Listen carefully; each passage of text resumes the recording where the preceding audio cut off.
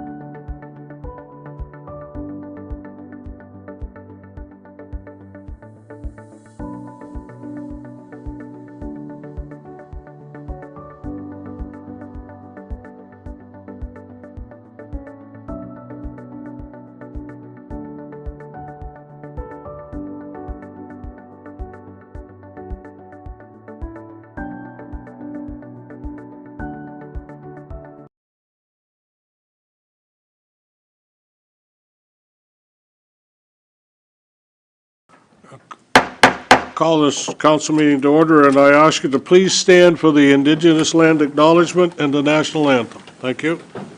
We begin this meeting by acknowledging that Quinte West is on Indigenous land that has turn been it up. inhabited by Indigenous peoples from the beginning. We thank all the generations of people who have taken care of this land for thousands of years. Long before today, there have been Indigenous peoples who have been the stewards of this place. In particular, we acknowledge the traditional territories of the Anishinaabe, Huron-Wendat, Haudenosaunee, and the Mohawks of the Bay of Quinte First Nation. This territory is covered by numerous treaties. We recognize and deeply appreciate their historic connection to this place. We also recognize the contribution of the Métis, Inuit, and other Indigenous peoples have made, both in shaping and strengthening this community in particular, and our province and country as a whole. This acknowledgement serves as recognition of the contributions and historical significance of Indigenous peoples across Turtle Island, and demonstrates our collective commitment to meet the promises and address the challenges of the Truth and Reconciliation Commission within our community.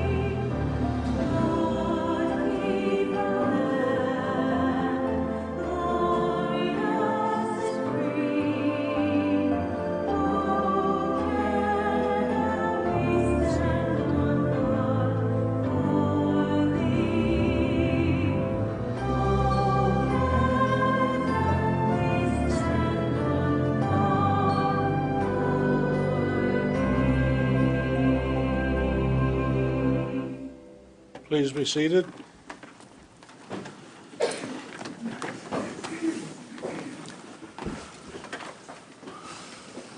Well, thank you very much for coming today, folks. I'm going to start with any announcements. Councillor Quinte.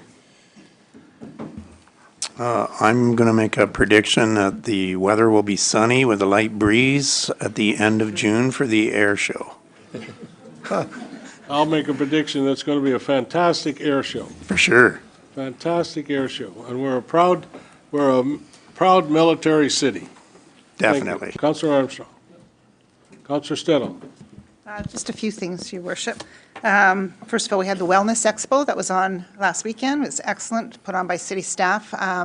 We had a few vendors and the information from all of those vendors that came forward with different aspects of wellness is on our website. The Food for Learning, there was a 1980s neon dance, and it was well attended. Lots of money that was raised for Food for Learning. Joanne Belanger is the chair of that group. And What is Food for Learning? it's a program with the children in the schools that they can get something to eat before they start their day. So it makes sure that they've got food and something half decent in their system so that they can concentrate and Thank you. hopefully learn better. The Trenton Horticultural Society is having their annual plant sale this Saturday, and that's at 7:30 to 10:30 on Saturday morning, bright and early, rain or shine. Good selection of plants, good cause, and it's at the Dairy Queen on Highway number 2. And then next weekend, we've got a couple of events. On Saturday, May 25th, we've got at 9 o'clock in Centennial Park is the Walk for Alzheimer's. And as soon as you finish that 9 o'clock walk, you can walk over to the Lawn Bowling Club, and they're having an open house from 10 to 2. Very good, thank you. That's going on. Councillor O'Neill. I'm good tonight, thank you. Councillor McHugh. Nothing tonight, sir. Something wrong? Councillor Elliott. Nothing either, sir. Thank you. Councillor Card. You didn't get much of a tan, did you, or? Councillor Katsovas. Nothing tonight. Wow, Councillor Sharp. Thank you, Mr. Mayor. I just want to acknowledge that the Parks and Recreation Master Plan is out, and staff are soliciting feedback, and you just have to go to our website and provide your thoughts and comments for the current and future of Parks and Recreation in our community. Thank you. Thank you. Councillor Boyce. No, thanks. Councillor Freeman. Nothing, thank you. Councillor Reed. Yes, I have got two things I'd like to mention. First and foremost is the Frankfurt River Fest, which is this. Can you hear that? Can everybody hear? Just me. Okay, thank you. Go ahead, sorry. Can you hear me? I can. Frankfurt River Fest is this Saturday, May 18th, with fireworks at dusk, music, a duck scavenger hunt for the children, and there's a movie at dusk called Migration. It's always a fantastic display to come out, so this Saturday. Also, the Frankfurt Lions Club begin their market this Thursday, starting May 23rd, and it goes every Thursday until October, from 8 in the morning until 1 o'clock, where you can get your fresh garden things, your jams and jellies, and what other vendors are there. So stop by this Thursday and check it out and see what they have. I think it will be a welcome addition to our community. Thank you, that's all. Thank you. Thank you very much. Well, I got a couple of things I'd like to share with you. Today I visited a mobile truck, and it was down by Kruger, which is close to the old Quaker Oats plant. And this mobile truck demonstrated many parts of the trades program. It had, and the young lady who was driving this truck, I can't tell you, she's a lot younger than I am, I know that, but where does she fall in? But fantastic young lady, fantastic. She's driving this truck, but she also, before she took this job, she was a long hauler. And what did she haul? She hauled cattle. Cattle from west to east and from north to south. As far south as, I guess you'd say, California and Mexico is where she went. So she has an AZ license and all the rest that is required. But I just thought that's fantastic. A young lady. And I shouldn't stereotype people, should I? But, you know, to have that ability and, You know, when you're drawing animals today, there's all kinds of regulations and requirements. You can only go so many miles, and then you have to unload, and so many miles you can go without water, and all those kinds of things. So she's, and today she's working for the provincial government, sharing the trades. And inside this truck, and it had everything with respect to pneumatics, tires, changing tires, and pneumatic door openers and switches, and then you went into electrical, and it had the commercial electrical aspects as well as residential, and you know, everything there that you could imagine and you could ask questions about as well. And Councillor O'Neill was there with me, and they had a spray booth where you could paint. And what color did you paint your chute? I don't want to talk about it. Thanks. He's decided he's going to hire somebody to paint, which is great. Anyways, and then they had a welding booth where you could practice welding, and you could watch it on screen, and it would tell you whether you had the wire or the rod in the right place, or whether you were traveling too fast, and that was all supplied by a company. And what was the company's name? No, but the other thing is they're trying to interest all the students in the trades. Yes. They invited students from the different high schools, which was great. They Yes. gave them a tour of Kruger across the road. The city treated them to pizza, but it's to interest all the students in the trades that we need. So I thought it's a great program. Yep, so it was great. And there are several of these trucks in the province, not just one. And we were fortunate to get the one here, so I thought it was great. So, yes, and many students came from different high schools and also elementary school to see what was available and what the options are. Whether they get to the age where they have to decide whether they're going academic or going into the trades. And they're both related because the academics helps you in the trades. I know it does, so, yeah. And I can tell you, I'm a fantastic welder. I welded a piece last night on a calf feeder at home, and I carried it from here to the door, and it didn't stay together. So I should hire somebody to weld, so that's, but it's great that these kinds of activities are available for youth and young people. So, we often think that they all stay inside and play with but they don't. They all are out there willing to do and learn and develop, just like you and I, only they have different things to deal with that you and I never had, so thank you. Anything else I need to mention? Anything else? Somebody's had a big birthday. Somebody by the name of David Clazy today. You may not look like it, but he's a half a century old today. We didn't have any candles in here because I was afraid we'd have to have a fire department, so we struck with just happy birthday, Dave, and congratulations. We just hope you make another 50. Okay. Anything else I've forgotten? I know what I want to do. I want to mention we have a train. Yes, we all have trains. We like trains. Young people like trains, but we have a train that has just been put on the track, and it's 641 is the number of the train. And the unfortunate part, we did have train 651, and it stopped here at Quinte West, and they took it off pre-COVID or during COVID and said that I thought they would reinstate that train. Well, they reinstated a new train, which is again 641, and it is stopping in Port Hope and Coburg, but not Quinte West. It stops in Belleville, but not Napanee. And former train 651 did stop. Have I got the right number? Yep. 651 did stop at Quinte West, and we rallied for that a few years ago to get this stop. Now VIA has decided they're coming back, but they're not stopping here in Quinte West. So any help I can muster up would be great, because that train needs to stop here. We have many people who ride that train, and that train arrives in Toronto I think, 8:50 a.m. So I think that's when it arrives in Toronto.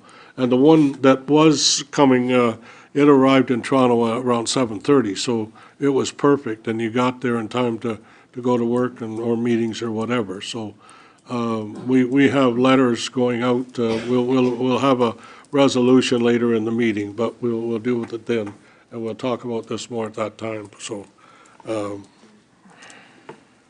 there is the County of Northumberland does pay for a bus to go from Coburg to, I think, the GO station at Brock Road, or Brock, which is the first one, Brock Road.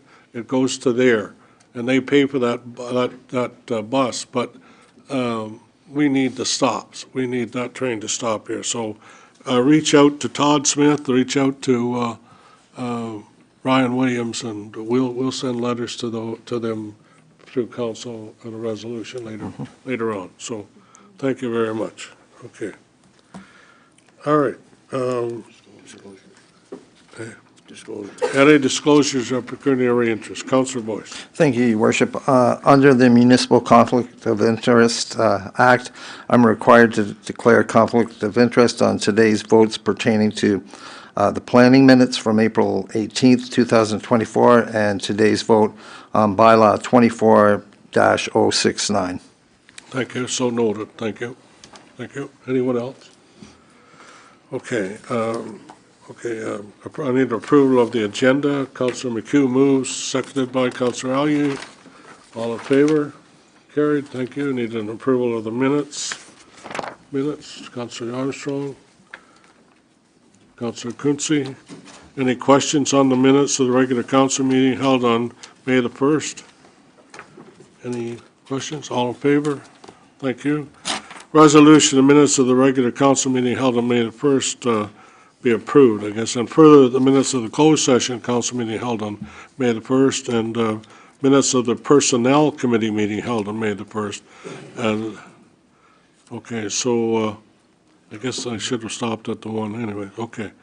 I've got the one done, and the next one is that the minutes of the personnel committee meeting held on May 1st to be approved. And mover and a seconder, Councillor Stedall moved by Councillor, second by Councillor Quinte. Any comments or questions? All in favor? Thank you very much. Okay. Okay, we have a presentation. Brian Jardine, Director of Building and Development Services, City of Quinte West, will address the council to present an update on the 2024 Housing Action Plan. Thank you. Thank you very much, Mr. Mayor. Through you to council, staff and members of the public. It's my pleasure this evening to provide an update, a presentation on the 2024 Housing Action Plan. There is obviously the full document plus a supporting staff report later on in the agenda. But I just wanted to touch some of the high points before we get to that point in the agenda this afternoon. So a lot of this will seem very familiar to council. Almost exactly a year ago, the city approved a housing action plan for City of Quinte West. 2023 May was the date that we created and developed, and council approved that plan. That plan was, as council remember, was predominantly created in order to allow the city to apply for federal funding to assist with housing initiatives. That plan was approved, and the city made its application. Fast forward almost a year, we go back to just a couple of months ago, end of March, the city, along with many other municipalities, received the news that we were not successful in getting that funding. The majority of the funding appears to have gone to larger municipalities in the province and then across the country.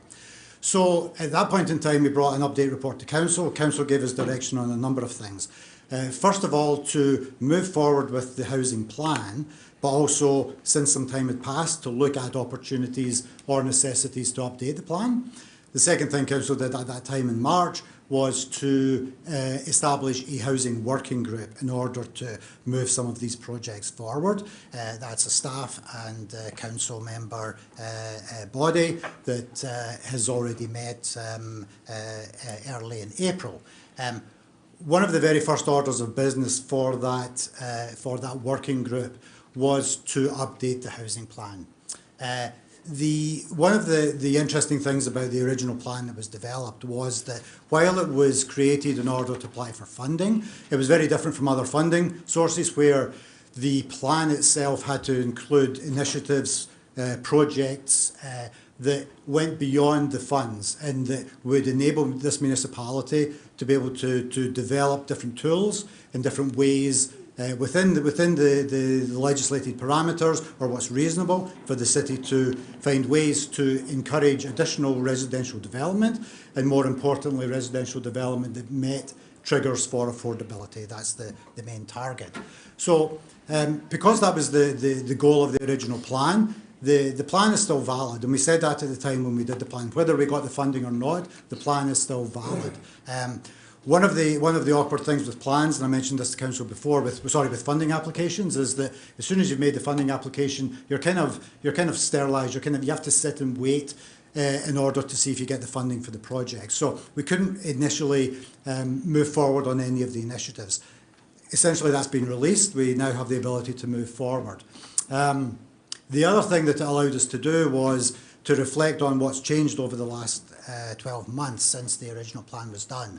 So you'll see as I go through this plan, and I'll deal with it, I'll focus on some of the new things rather than the things that were already in the plan, but you'll see that there's some new initiatives that have been added, and they really reflect the fact that, A, we didn't get the funding, so we have to find other tools within our ability to be able to move forward and implement some of these projects. And secondly, the landscape has changed. If anybody's listening to any news, watching any news feeds or following legislation changes relating to housing, it literally is moving on a weekly basis. We're getting legislation changes almost monthly. The need is changing. The areas of which the greatest need is evolving through the housing chain. So we have to kind of stay in touch with that, and we hope that this plan presented to council tonight adds some new initiatives that reflect that change. A couple of other high-level things before I just kind of touch on some of the initiatives. First of all, this plan itself is a very high-level document. This plan itself does not tie the city to the implementation of any of these projects. Basically, what it says is these are projects that we believe deserve to be investigated, to be brought forward for further council direction. So every initiative in here, if the housing plan is approved, will come forward in its own right for council decision. Some of them have funding aspects attached to them. Some of them have staffing and resourcing aspects attached to them. But they will all come back either through planning committee or directly to council. So you're not approving the implementation of these projects. You're essentially approving the staff and the resources that we have with some assistance, which we'll talk about, to move forward and investigate if these are legitimate projects that the city wants to implement for Quinte West. The other thing to bear in mind is this is a live document. We very much kind of view this, and we talked about this at the working group, we view this as a basket, effectively. As I said before, the housing goal, the housing landscape is changing dramatically. So this has to be a live document. There will be projects that will be entered into this plan. There will be projects that get taken out, either because they become unnecessary, they become unfeasible, or we've tested the waters, we've looked at them, and council decide not to move forward. So our proposal is that this live document keeps changing, and we will review it and bring it back to council annually to reflect on whether the projects are still valid and whether we still want to move forward with them. Ultimately, the goals there are lasting changes to the way in which the city operates and what assistance we can provide, and ultimately providing for more housing, higher level of approvals, more streamlined approvals, and more affordable homes within the community. And just the very last point there just touches on the fact that this doesn't come from nowhere. This already, some of the goals and some of the initiatives are also embedded in the city's strategic plan and the city's official plan as far as municipal goals. Those are just some of the cornerstones of the strategic plan that are impacted or touched by these various initiatives to show you that tie-in. Funding and budget. This whole process started for the city through a funding application, so it's only right to talk on briefly on the funding and budget aspect of this. As Council know, through recent budgets, Council has established a housing reserve. There is a current fund of $1 million in that housing reserve, and that's money that we can utilise in different ways with Council's direction and Council's approval to try and initiate and implement some of these projects. In addition to that $1 million, we do already have a studies budget of $60,000 that we can implement within planning and development, and we have a separate budget that Council already approved for the e-permitting project, and I'll touch on that. As I say, the funds could be used as direct incentives. They could be used to cover expenses incurred by the city to implement some of these policy changes, but that will all come back to Council on a project basis for decision. One aspect right at the top there, the kind of second bullet point, through the working group and with the support of the Personnel Committee, Council has already earmarked an upset limit of $100,000 to fund the hiring of a temporary housing action plan coordinator. That's a 12-month contract. The position's already been posted. We've already got significant interest in that posting, which is very encouraging. That closes in a couple of weeks, and really one of our issues has always been the staffing resources. This is work over and above day-to-day activities for the city. Very hard to get to projects like this. Some of the work involved in some of the initiatives is extensive. We do need some assistance. So the idea here is we have somebody that we can bring in with the right skill set, and they can work directly to coordinate and help move the projects forward. So with Council support, that's what we're moving forward on. So you'll see now, I won't go through all the list, but we've gone from 7 initiatives, 1 to 7 there are the original initiatives in the 2023 plan. 8, 9 and 10 are the ones that we have added as the expanded plan. So, and I'll just touch on these very, very briefly because these are ones that were in the original plan. The College Street project is still very much, we call it the flagship project for the city. It's the one that more directly utilises resources that the city has, in this case land, to initiate and try and generate interest in a medium-scale residential development that will be targeted specifically at rental and at the affordable market. We're starting to prepare for that. You'll see on the timelines May 2024. We've already started drafting up a request for proposal that will be going out shortly, and we'll share that with the working group and Council before that's launched into the market. Oops. E-permitting, again, another one that we've talked about before. We're focusing in on building permits. This is the idea here is that we would have a completely electronic-based option, not mandatory, but an option for a completely electronic-based building permit process from start to finish. This will allow streamlining, it will allow better tracking of applications, it will speed things up through the process. Again, it won't be mandatory, applicants will still have the ability to come in with a bunch of papers, that will exist. But this process will help reduce that time lag and that flow, increase the flow. That's already underway. We did have separate budget for this that the Council approved previously, and we are working with a provider to implement the front end of that system. That's the public portal, and that should be up and running this year. Oops. Accessory dwelling unit initiatives, that was one that was in the original plan. Just the basic idea there is providing incentives to enable people to provide for accessory dwelling units within existing homes. As you know, that can either happen in a basement, in a upper level of a building, an existing building, or in an accessory building, and that all comes from provincially driven policy. I think I've said this to Planning Committee before, but even without this incentive, we've seen a huge increase in these types of units getting created across the municipality.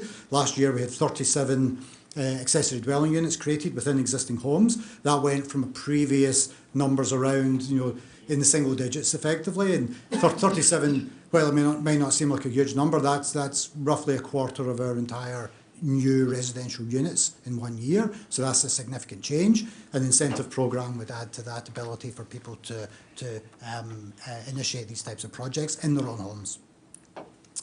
Reduced parking districts, that's a policy one. We're looking at how we can reduce the city's parking standards within reason in certain locations.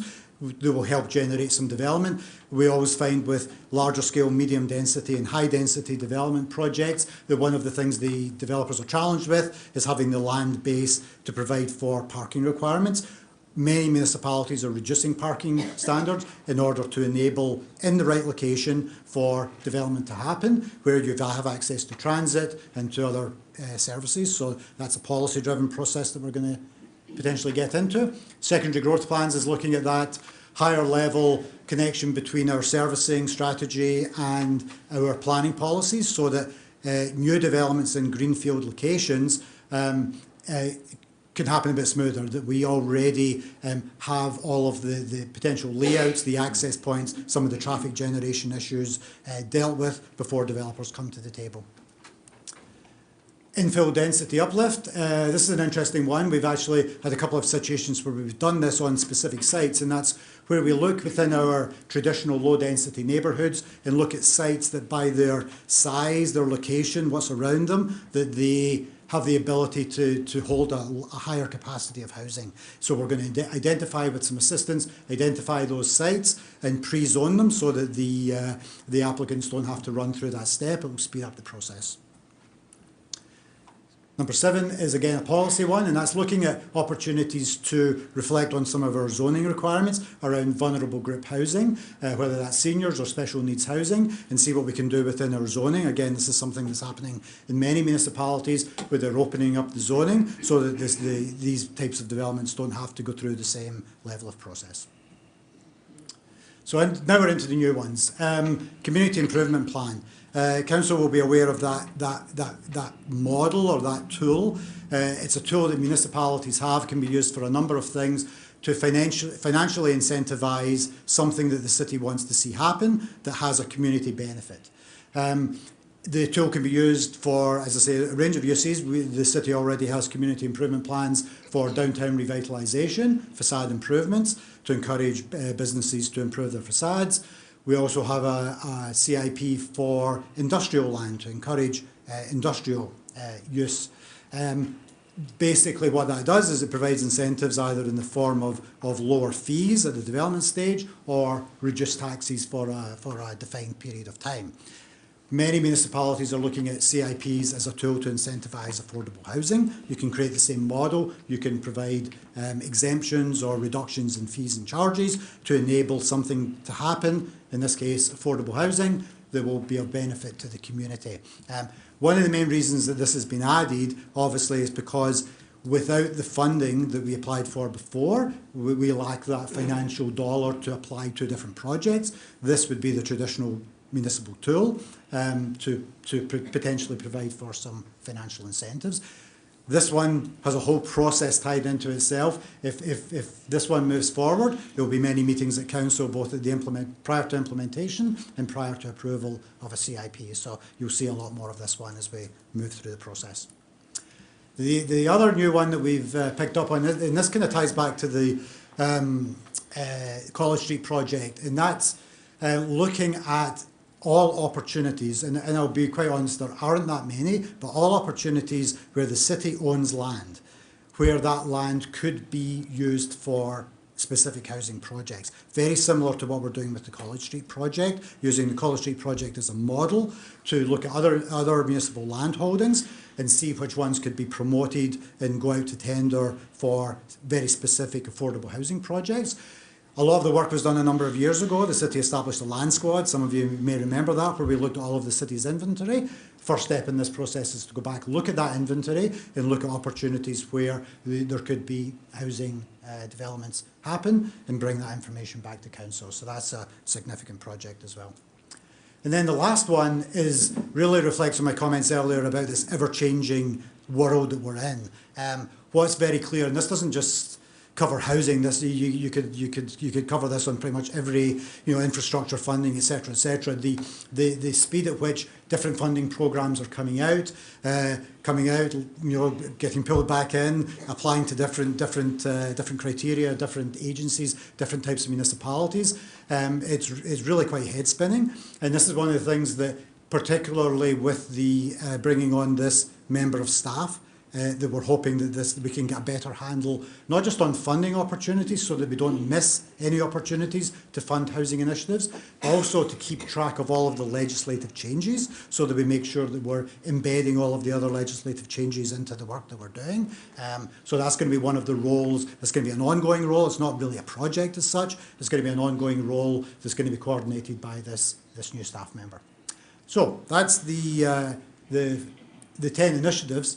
In terms of next steps, obviously, step number one is hopefully to get endorsement from council on the approval of this plan. The housing working group has already been established, as I mentioned. Through the conversation with the working group, we have established priority initiatives, because obviously we can't do all of these projects at one time. They are all very, very intensive in terms of workload.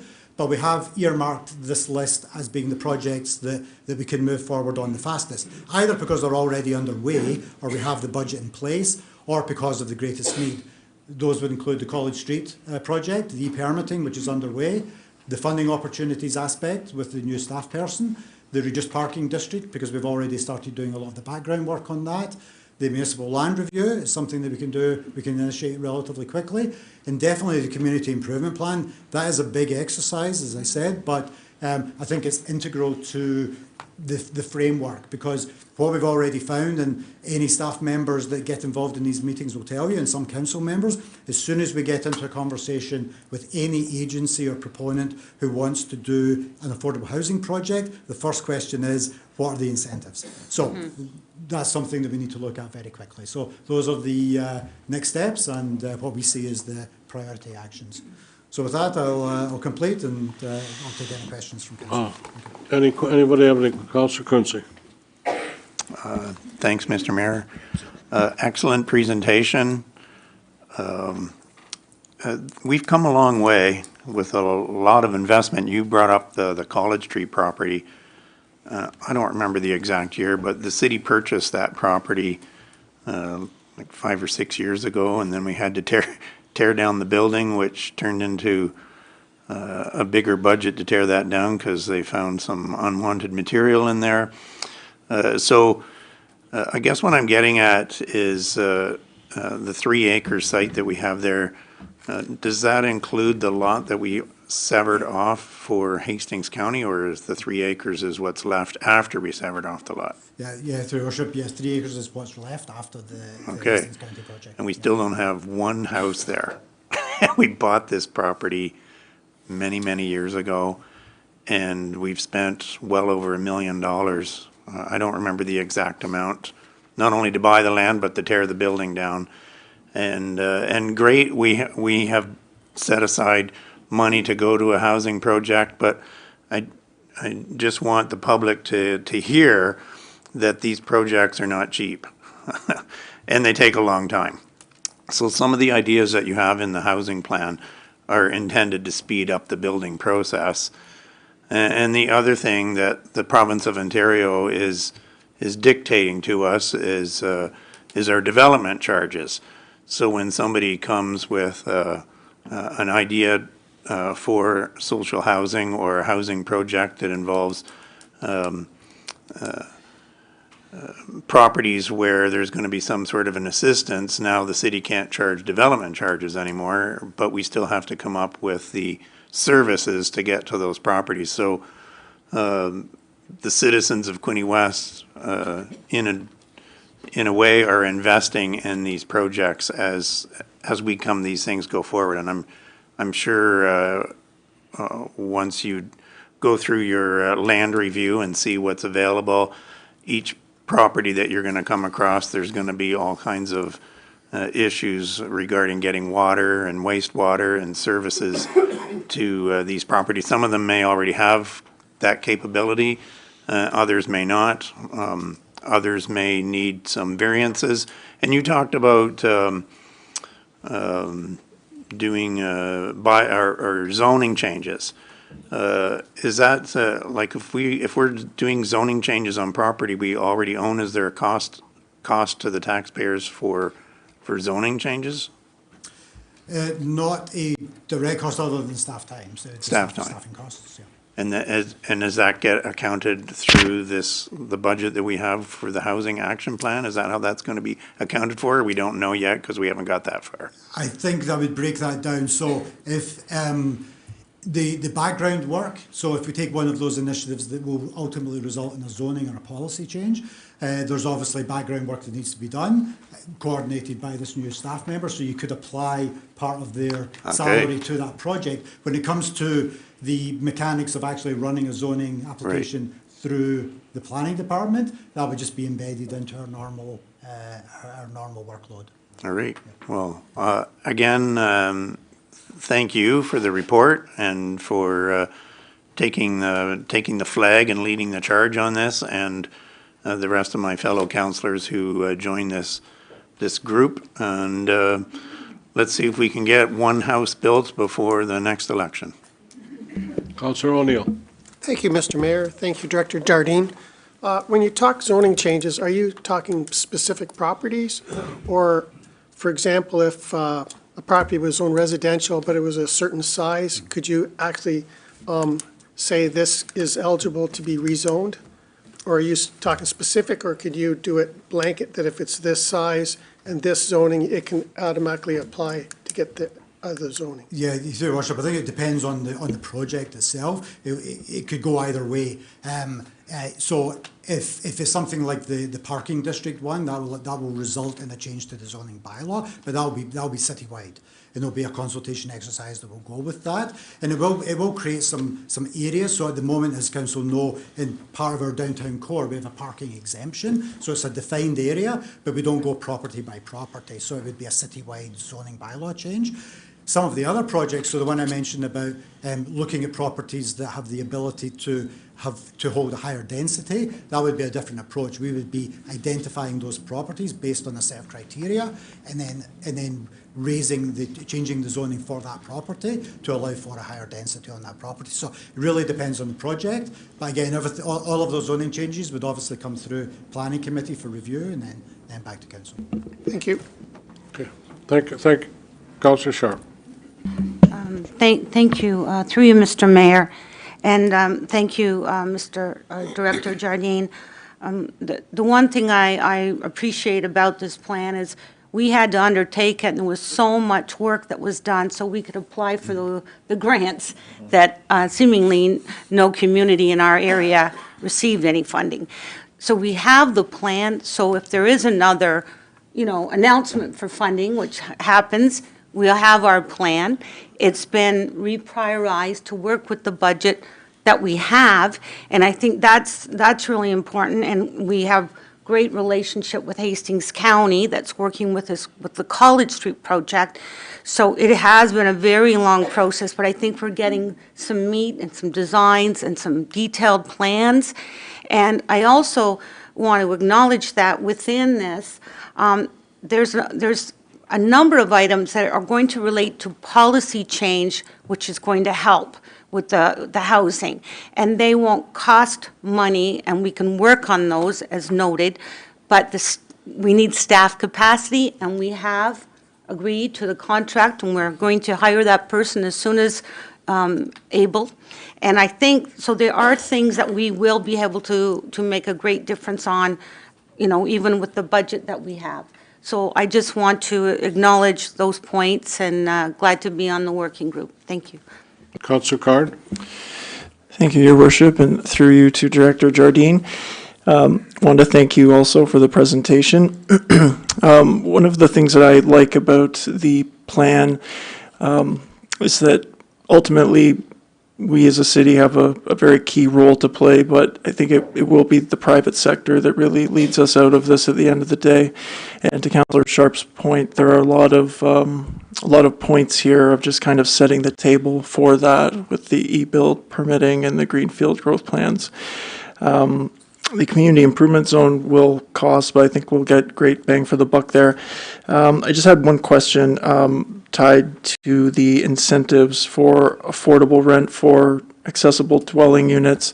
What would be the process theoretically of kind of administering that? What would that look like? Because I feel like the devil is kind of in the details there.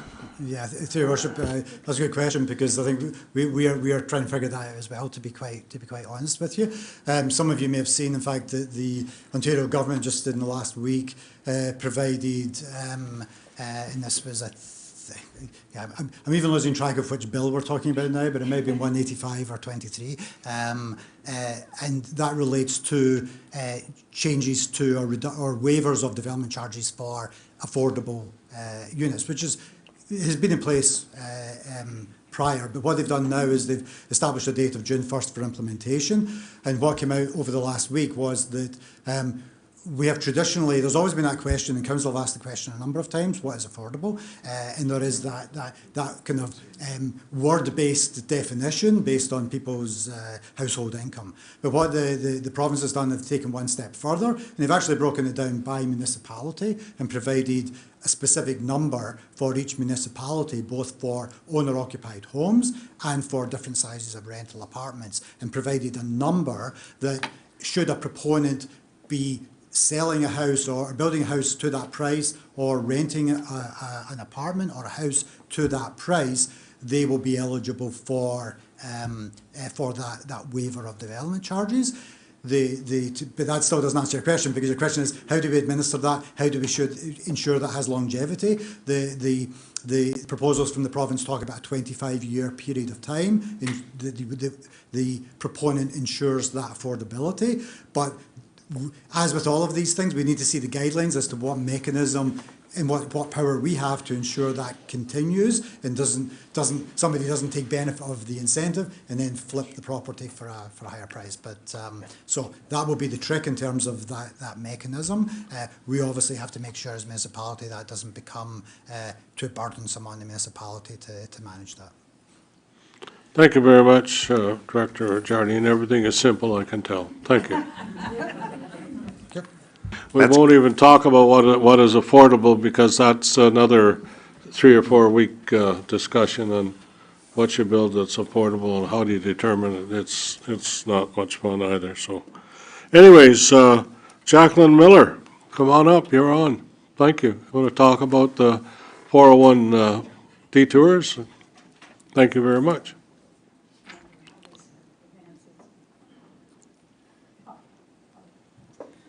Thank you for taking the time, or allowing me the time to speak today, Your Worship, councillors, and especially... Director Angelo. Yes, wherever he is, who's... I was looking at the one that's missing, whose portfolio is mostly this purvey, as I understand.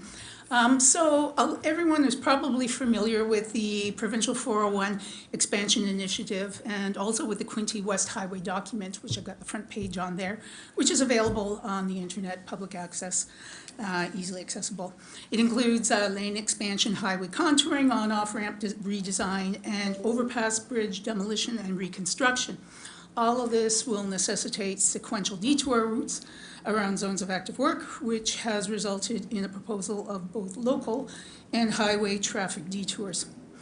As you know, the local detours proposed are coinciding with demolition and reconstruction of bridges. I'm restricting my focus here specifically to the Aikens Road Bridge and the Hilaire Road Bridge because I happen to be a homeowner on that route that is going to be taking that in, but it equally applies to elsewhere in the municipality where detour routes are planned for redevelopment of overpass bridges. So here you'll see for the Aikens Road Bridge, both the north and south detours proposed. The south is predominantly Aikens Road and Hamilton Road. The north, predominantly Aikens Road, Bonesteel, Acme through Johnstown Road, with both dealing with the westbound and the eastbound traffic detours respectively.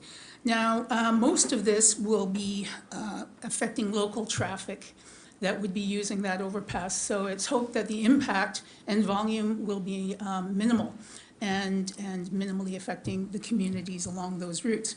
This is the Hilaire Road detours. I'm sure most people are familiar with that Hilaire Road through Hamilton Road and again up to Glen Miller Road, Basket Weave.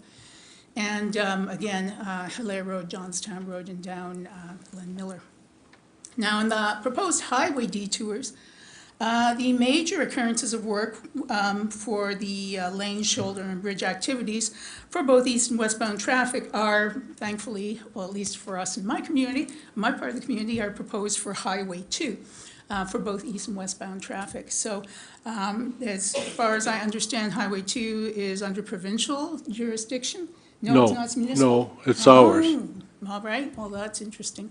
I thought it was under provincial in terms of. We'll give it back to them. Well, I'm thinking in terms of responsibility for repair, maintenance schedules, and so forth.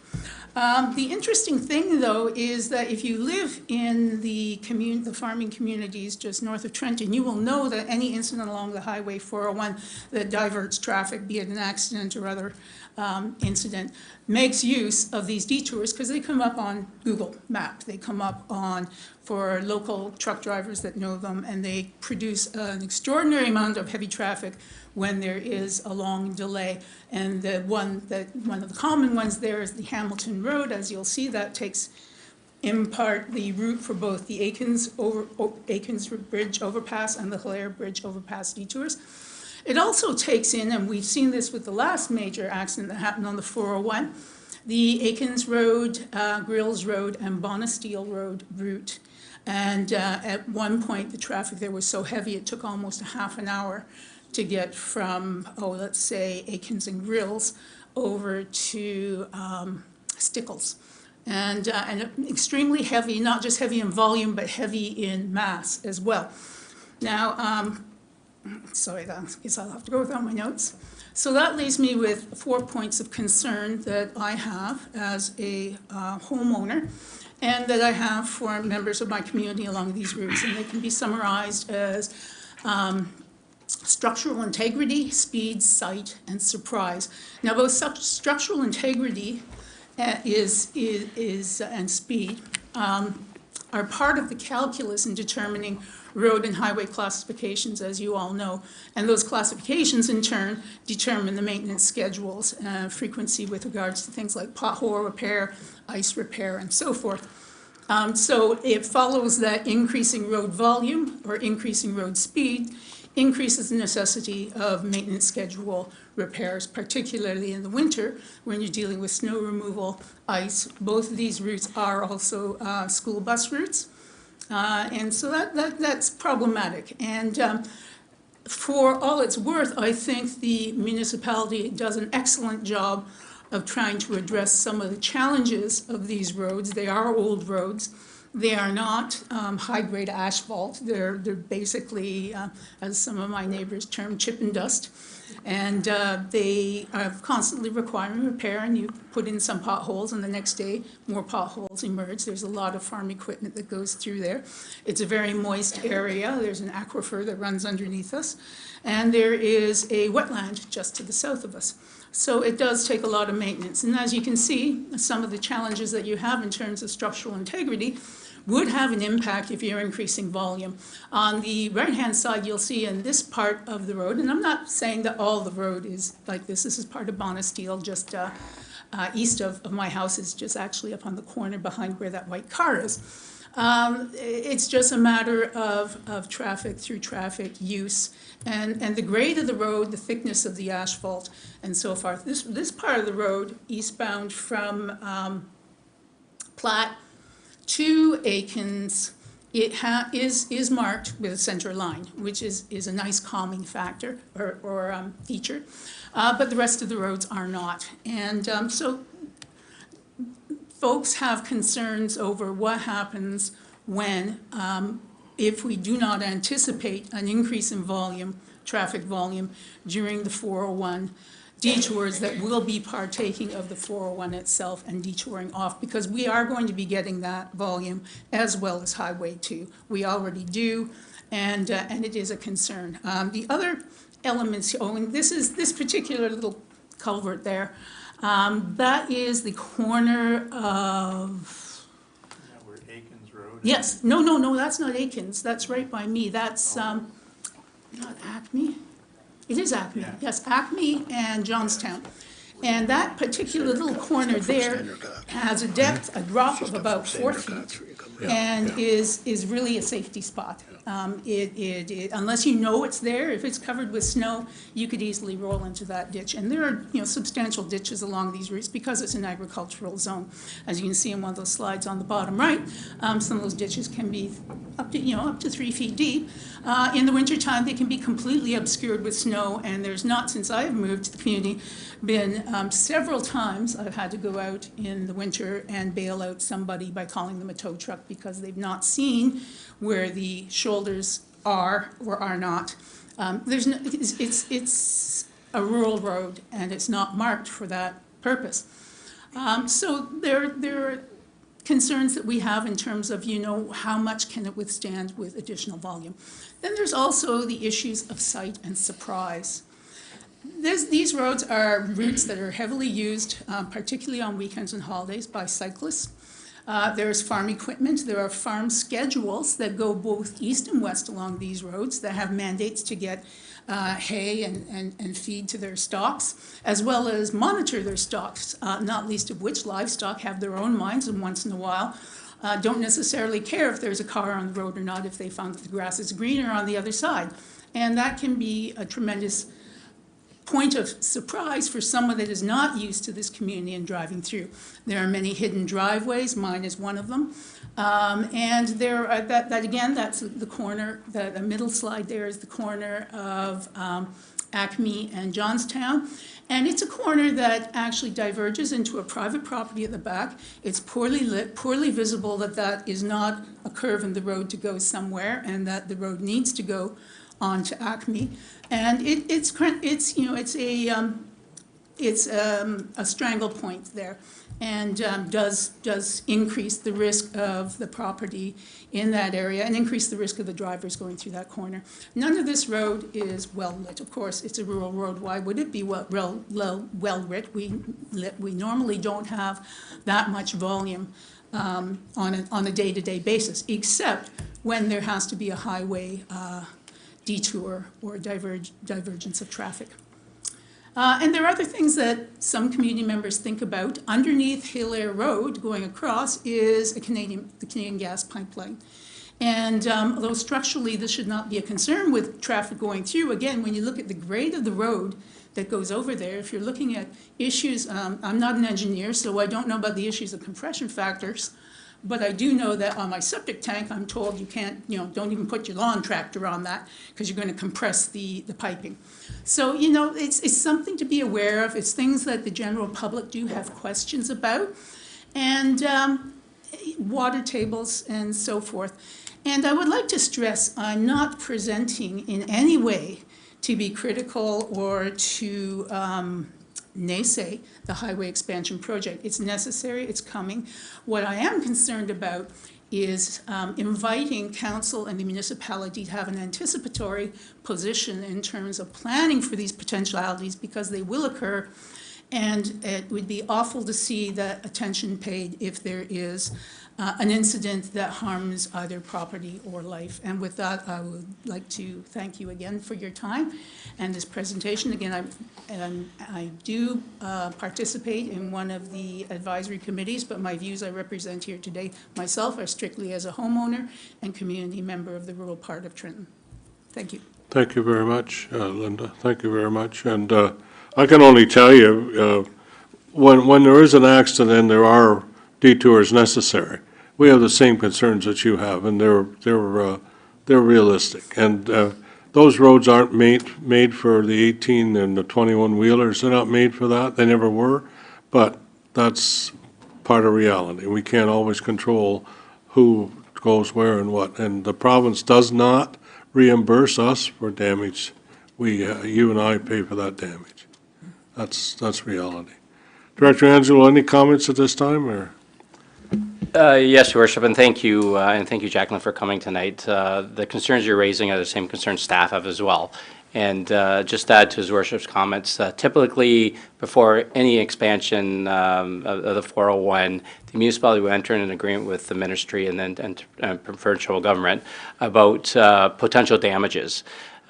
We've seen it before on detour roads when they're created. We had them resurface Highway 33, part of Highway 33, part of Johnstown Road Bridge, and part of Glen Miller Road as part of that detour. So those are something that we're very cognizant of, and something we have to discuss with the province. But there will be something coming back from staff to council as part of this plan that the province has. Thank you. Okay. May I add a final comment? Sure. to this? So again, the things that I think myself and others in the community are looking for are not remakes of the road or reconsideration of different detours. They're things like, can we consider alternative calming measures on the roads, putting in a rumble strip here and there, or finishing the center line so that people aren't trying to pass when it's basically one way on those roads, and a transport truck is not going to be, recognizing whoever's, utilizing that road other than themselves when they do carry on. And they go, as you know, they go very good speeds along those roads. Just simple measures like that, perhaps some reflective markers on telephone poles that better illuminate where ditches and so forth might be, would be an advantage. A street light at the corner of Acme and Johnstown, there is electrical supply there. That would be a huge benefit. That's almost a blind end unless you're using your high beams. Some of the marking lights for dead, TNs to streets, you would only see if you had your high beams on, and little measures like that would be cost effective and certainly would enhance safety. First of all, let me remind you that the 401 work was to have been completed by 2013. So, we can't jump in there at this time and do X, Y, and Z because the guarantee that it's going to be done and what time, I don't think we believe a lot of what we are told. That's all I can tell you. I'd love to see it done. They've done one bridge so far, the one over the river. That's all that I've seen. So rest peacefully. It isn't, yeah. Maybe I'm the only guy that's pessimistic. Maybe everybody else believes I'm wrong. Maybe I am. But, Director, have you, no, I know you haven't because I would have seen it too, but go ahead. Well, I guess I can echo those same comments, Your Worship. In my entire 30-year career so far, they've been talking about widening from the 4 lanes they have now to 6 lanes, and that hasn't happened yet. And I can't envision them going to an 8-lane cross-section in the next 20 years, but that's something they're certainly planning for the future.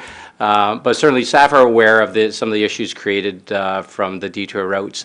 For instance, even as I mentioned before, about the lane resurfacing that we had them do on Johnstown Road or part of Johnstown Road Bridge and Glen Miller Road, they also funded 100% at their cost the traffic signals at Glen Miller Road and at Highway 33 as well. So those are all things that staff were well aware of that needed to be done, and the province funded all that. So we'll definitely consider all those comments you're suggesting. Traffic calmings is certainly something that we're well aware of, and we'll make some comments to the ministry. And well, I have to provide a staff report back to council on some of those concerns as well. So. Thank you. Thank you very much. Okay, we're into public input. Please, if you are public input, come up, state your name, and tell us what's on your mind.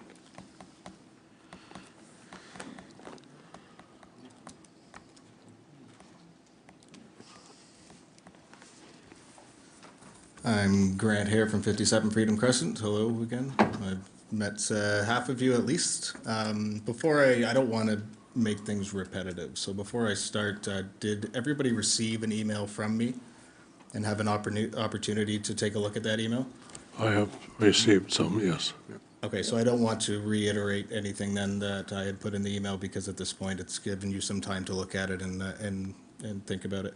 The one thing that I will plead for you guys, and this is in terms for anybody who doesn't know what I'm referring to, is the 178 Leicester Road that we will be getting into.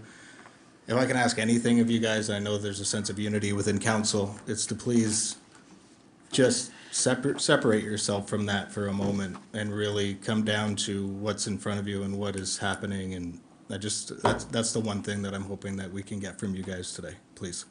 Thank you. Thank you. Anyone else? Come on up.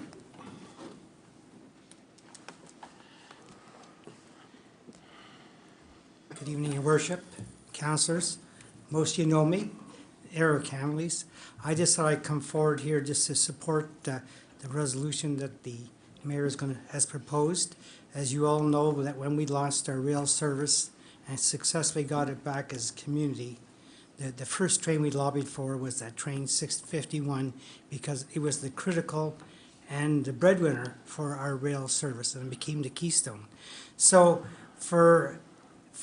as the mayor had stated, we lost it because of COVID, and then of course when COVID was over, it wasn't reinstated because V-Rail told us they didn't have the rolling stock.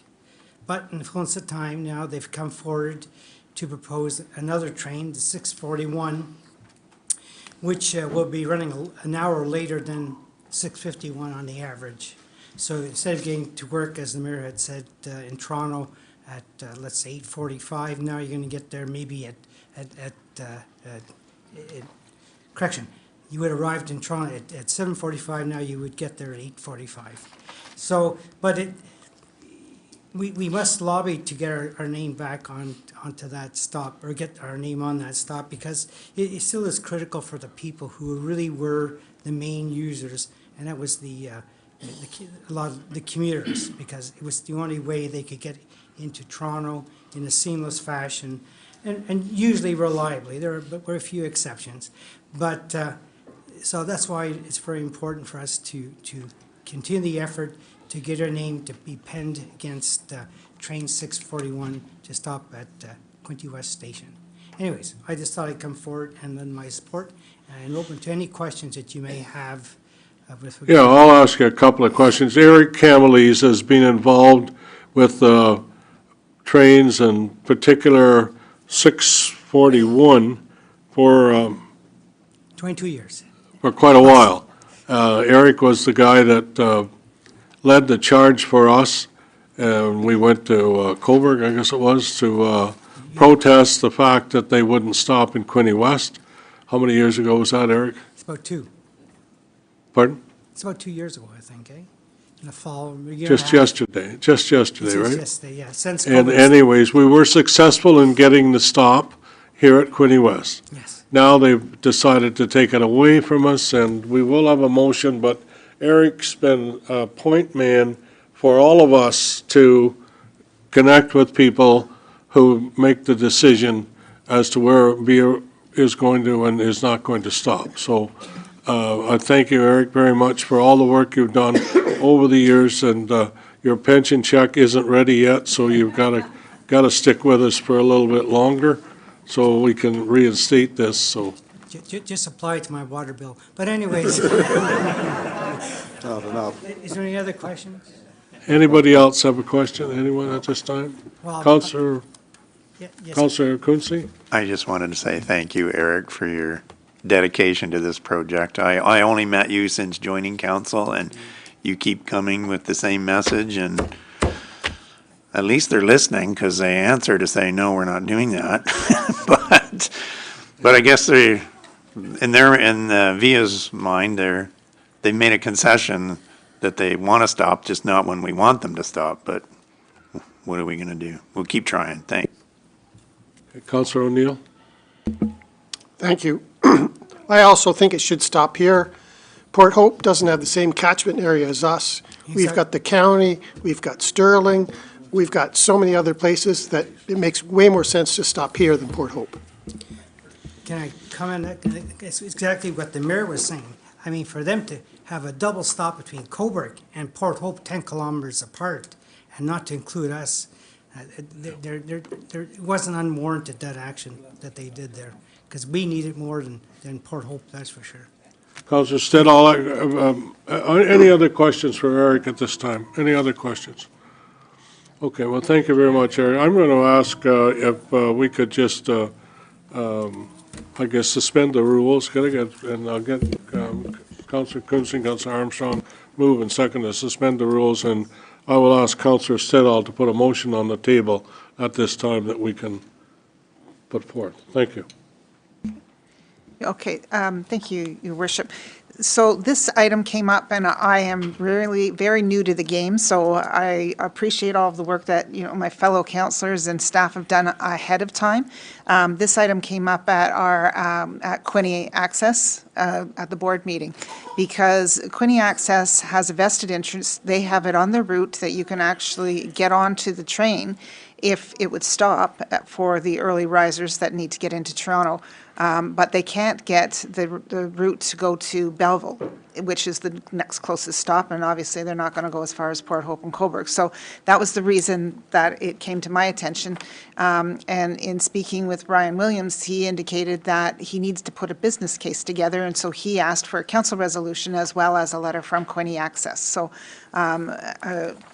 thank you to the clerk for assisting me, and we prepared a notice of motion, which reads, whereas Via's early morning commuter train 651 serving Quinte West and surrounding area was suspended during the pandemic, and whereas this route has relied upon residents of Eastern Ontario corridor in the counties of Northumberland, Hastings, and the cities of Kingston, Belleville, Quinte West to access work, education, and medical services in the GTA, and whereas 96% of the pre-pandemic users of this route indicated they would return if the service was resumed, and whereas April 29th, 2024, Via Rail Canada announced that it will reinstate commuter rail service between Ottawa and Toronto as of May 27th, 24, and whereas this new route, train 641, having stops in Kingston, Belleville, Port Hope, and Cobourg, but not in the city of Quinte West, will leave hundreds of residents in Quinte West without affordable and reliable transit access to the GTA.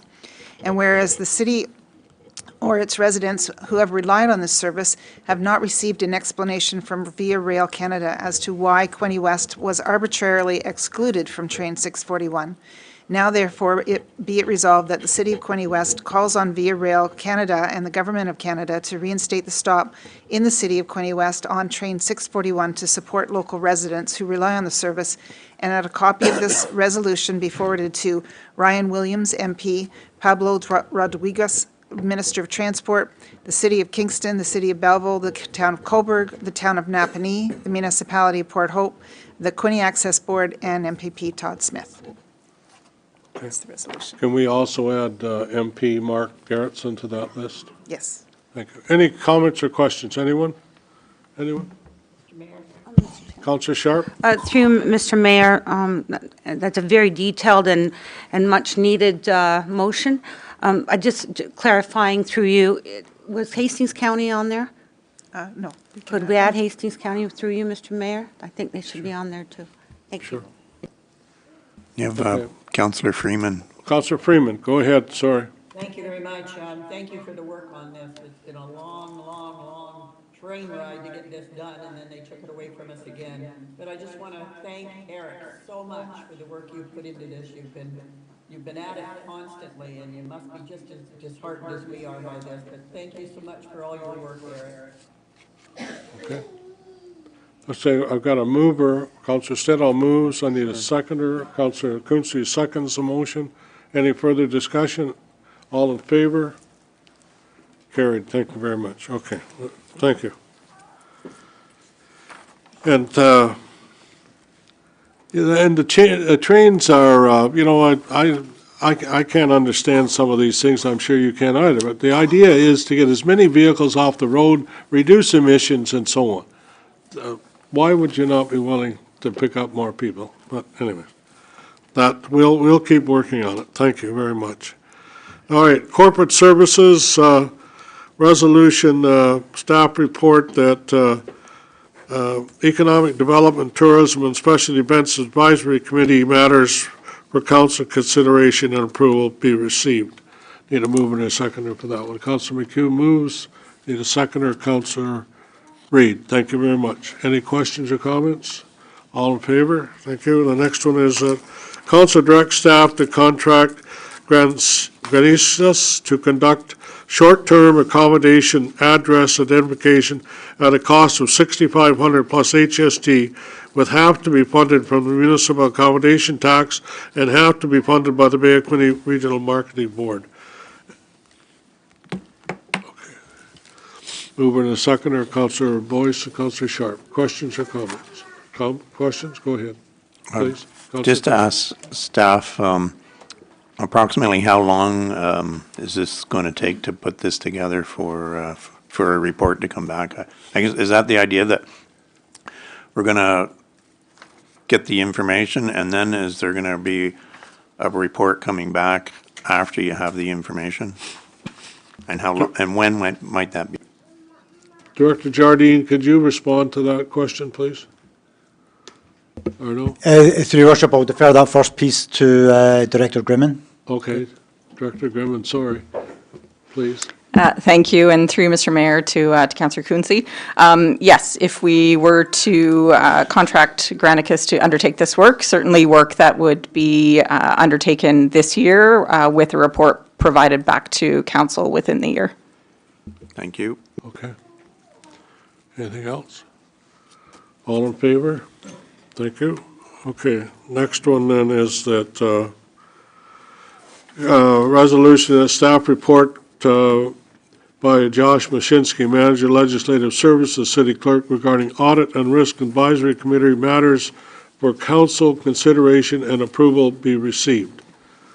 Councillor McHugh moves, seconded by Councillor Sharp. Questions or comments? Questions or comments? All in favor? Thank you. Okay, the next one, council approved the 23 City of Quinte West draft consolidated financial statement as presented, and the council approved the 2023 City of Quinte West draft trust fund financial statements, and the council approved the 2023 Quinte West wastewater financial statements, and that council receives the 2023 Quinte West Public Library draft financial statements, and that council receives the 2023 Downtown Business Improvement Area draft financial statement. Mover and a seconder. Mover and a seconder, please. Councillor Freeman, are you moving it? Yes. Thank you. Second by Councillor O'Neill. Any questions or comments? Councillor Stedall. Just a comment, Your Worship, and just kudos to staff for getting these done so quickly. I know the effort that's involved from staff perspective as well as getting through the audit, so congratulations on getting the statements completed early. Thank you. Thank you. All in favor? Carried. Thank you. Resolution that council receives the year-end debt balances as attached. Mover and seconder. Councillor McHugh moves, seconded by Councillor Elliott. Comments or questions? Councillor Stedall. I will make a comment on the debt. Our debt balances are high. I know this was discussed. I don't know if the director wants to speak to it, but the numbers in our debt have been increasing and they're projected to continue to increase, and so it is concerning for us. Director Denoud. Yeah, through your worship. Yeah, we discussed this a bit at Audit and Risk Committee, and we'll continue to discuss it as council goes through the 2025 budget process, as well as when we discuss the DC study, the development charge study, as well as a water and wastewater rate study. The province does provide us with an annual repayment limit, meaning that the city cannot pass a threshold of 25% of its net revenues on debt payments. And the city isn't at that limit. It's about half of that limit right now, but it's still something we need to be concerned about and watch really closely. Okay. Okay, the next resolution, council received the 2023 year-end development charges, treasurer's statement in the amount of $10,137,105. Need to move in a seconder for this one, please. Councillor McHugh moves, seconded by, need a second, Councillor O'Neill. Any comments at this time or questions? Go ahead. Thank Councillor you. Sharp, sorry. Thank you. Through you, Mr. Mayor, to Director Denouden. Can you update on what is the status of the development charges and when we'd expect it be coming forward to council, please? Thank you. Yes, through your worship, good question. So the study's been underway, and we should have something in front of council in June for the first meeting. Okay. Any other questions? Anyone else? All in favor? Thank you. Council received the year-end consolidated reserve fund report in the amount of $367,519. I need a mover and a seconder. Councillor Stedall moves. I'd like to make Okay, a slight Councillor Quinte, you have a question? Go ahead, Councillor Stedall. I'd like to make a slight amendment to this. So my understand is that we do have a policy in place with regards to our reserves and where money is allocated at the end of the year. Earlier, we talked about, the year end being completed. There was a $900,000 surplus, which is the equivalent of over a 1% increase in our budget this year. So the allocations are, and Director Denowden can indicate where they've gone, but I'd like to request that we amend it where that $900,000 surplus has gone. This is cash surplus. It's not the accounting surplus, it's the cash surplus. But, so of the $900,000, I'm asking that we allocate, because there was $510,000 that came from the sale of land. I'd like to see that money moved back into a reserve for future purchases for land. I know we talked earlier about the need for land for residential purposes. I know there's discussion about land needed for industrial purposes. So I'd like to see that we moved all of the money that was brought in by the sale of land, the 510, moved into that reserve. And then the remaining $390,000, it's from operations. So it's salaries and benefits and software and annual fees and other miscellaneous expenses. I'd like to see that $390,000 moved into a new reserve called Tax Rate Stabilization Fund. And the reason for that is that we have really struggled the last couple of years trying to get our tax rate down at the last minute, and really looked for, nickels and dimes to try and get that rate down below a certain percentage. So it was a reasonable rate for the taxpayer on their tax bills. So I would ask that that $390,000 be moved into a tax rate stabilization. That would be the other part of the amendment. Well, I think that's what we've always done. Director Denowden? Yeah, through your worship. So this recommendation does come from the Audit and Risk Committee, having sent it to council for approval. We do follow our reserve policy, which does stipulate how the surplus funds are to go to the reserves. And it is a recent policy that we did approve by council in terms of how we allocate our surplus. The allocation to different reserves, it is overall one pot of reserves, so you put it in different reserves. It doesn't change the overall financial picture of the city. More specifically with the tax rate stabilization, I wouldn't necessarily recommend that. Any use of that, one-time reserve, tax stabilization reserve to reduce a tax levy is a one-time effect. It's not, obviously, you can't use that reserve going forward, right? It's a one-time use. So I would suggest to leave the reserve allocation as is according to the policy. Okay. Mr. Mayor, can you have... Councillor O'Neill. Thank you, Mr. Mayor. It doesn't change the financial situation of the city, but depending on what reserve you put it in, depends on how it can be spent. Is that correct? Yeah, generally the reserves are identified in the way that they should be spent, correct. Mr. Mayor. Councillor Quinte.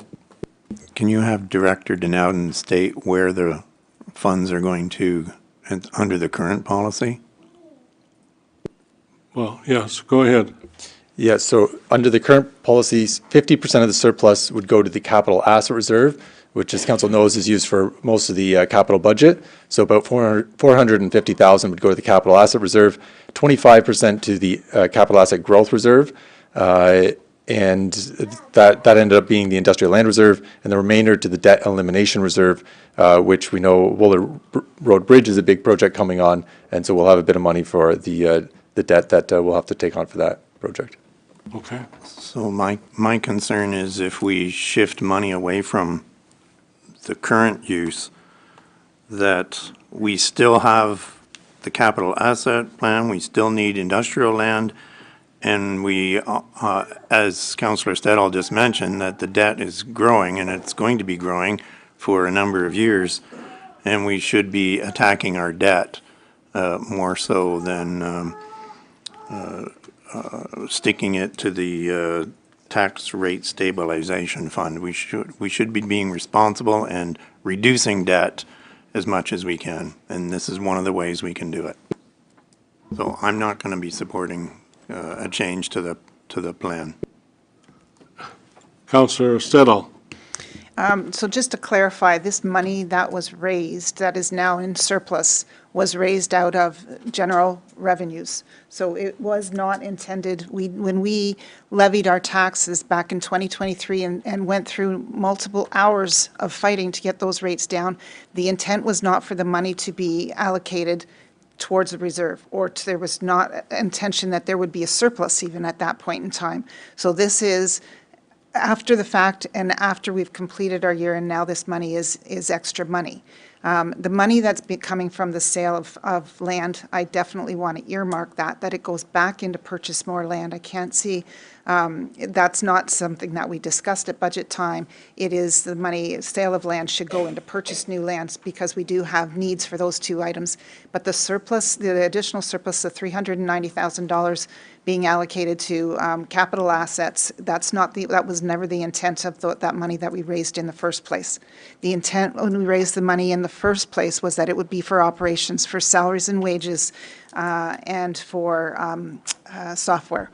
So it was already intended for operations. That was not intended for capital. And to allocate that into capital, I understand we have a need for capital, but the money, I believe, should be used for future tax rates. Next year when we're sitting here and we have to take a look at what our tax dollar is going to be and how much that tax rate's going to go up by, if we have some money that's sitting there that we can utilize it for, I believe that this is the best recourse for us and the most sound judgment to be using this money for. And we can use it for that, and that's what we will likely wind up doing. But let's change the word.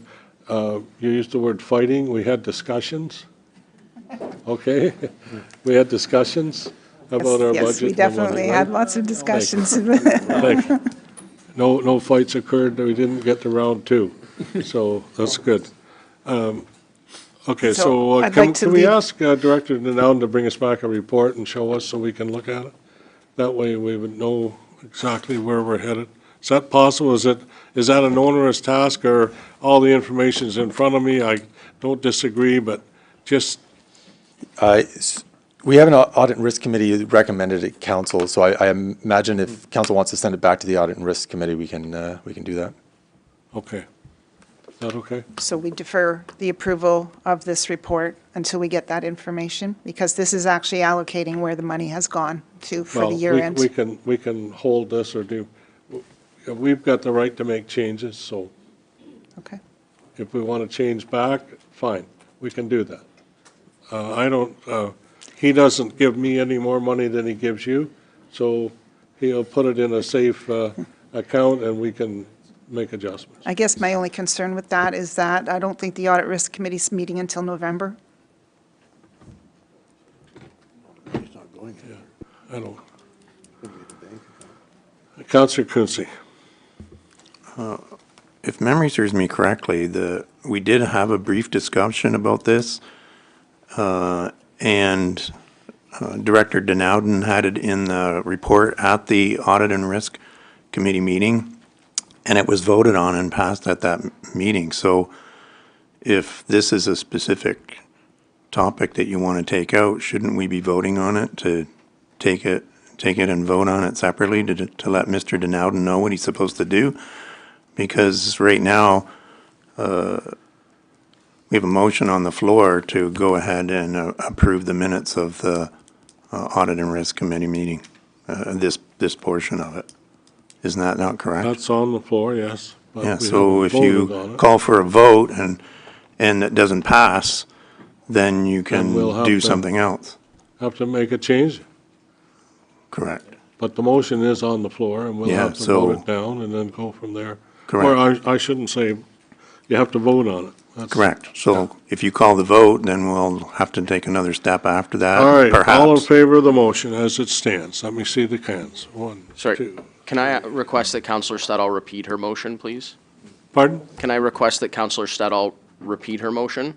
Well, we're voting on the item that's on the agenda So that we my- have the motion for. My understanding, Councillor Quinte, was that Councillor Stedall moved the motion and then made changes to it as you were seconding it. So if you want to move the motion Well, I'm not on going the to second floor, I'll with need her. another mover. I'm not going to second with those comments.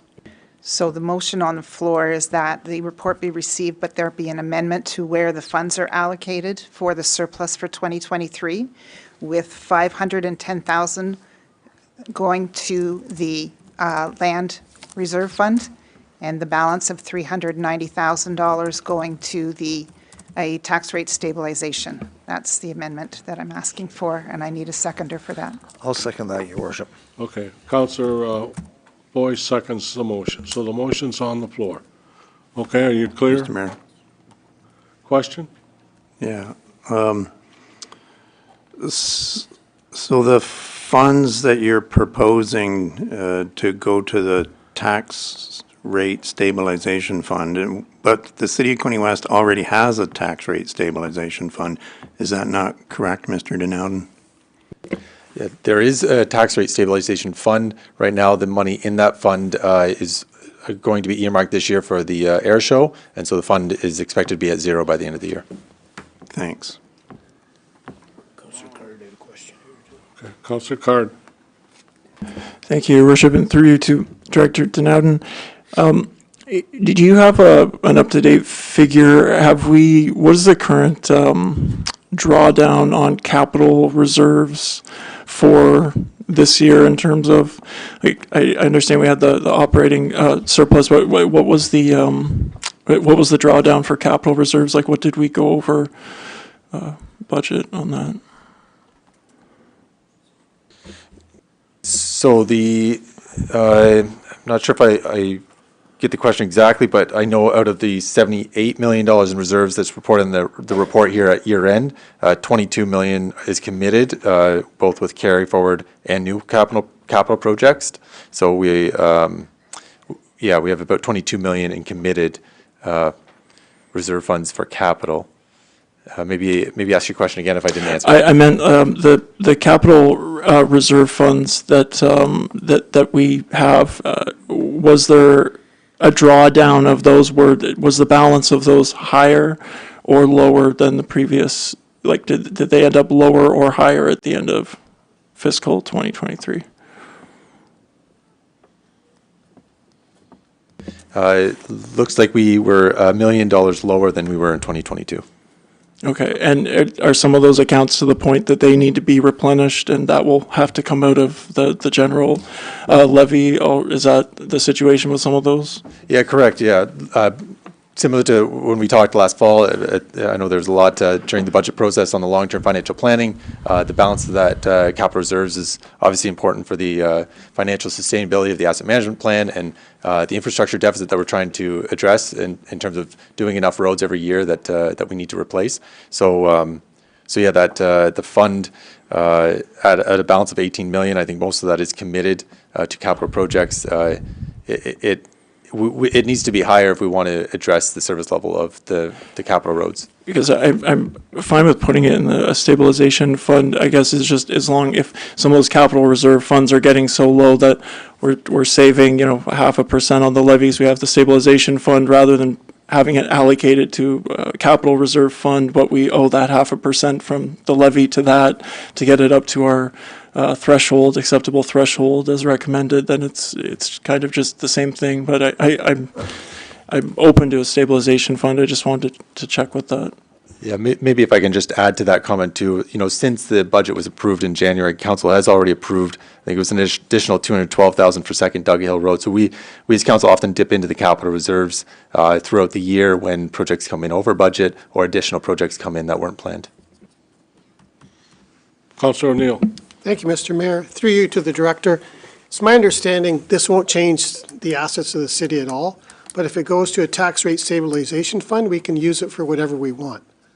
Is my understanding, is that correct? Yeah, the first part is true. It does not change the financial position of the city. And then in terms of the reserves, they're not heavily restricted. Council has its ability to use those reserves how it sees fit. But I guess if it was identified as tax rate stabilization, maybe that's a more general term or a general reserve that could have a more wide range of uses than, let's say, the capital reserves. Thank you. Okay. Anything else? Okay, are you clear on the motion now? Everybody? Okay, all in favor of the motion? 1, 2. Linda. Carried, thank you. Linda. It's carried, yep, thank you. Okay, the next one is resolution, council received staff report 24022 regarding the 2023 investment results. Mover, Councilor Elliott moves, seconded by, need a seconder, Councilor Reed. Okay, any questions or comments? Questions or comments? Question? All in favor? Carried, thank you.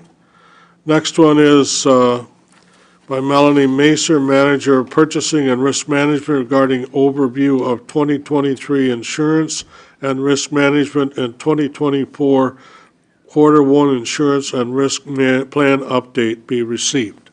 Mover and a seconder for this one. Councilor Sharp moves, seconded by Councilor McHugh.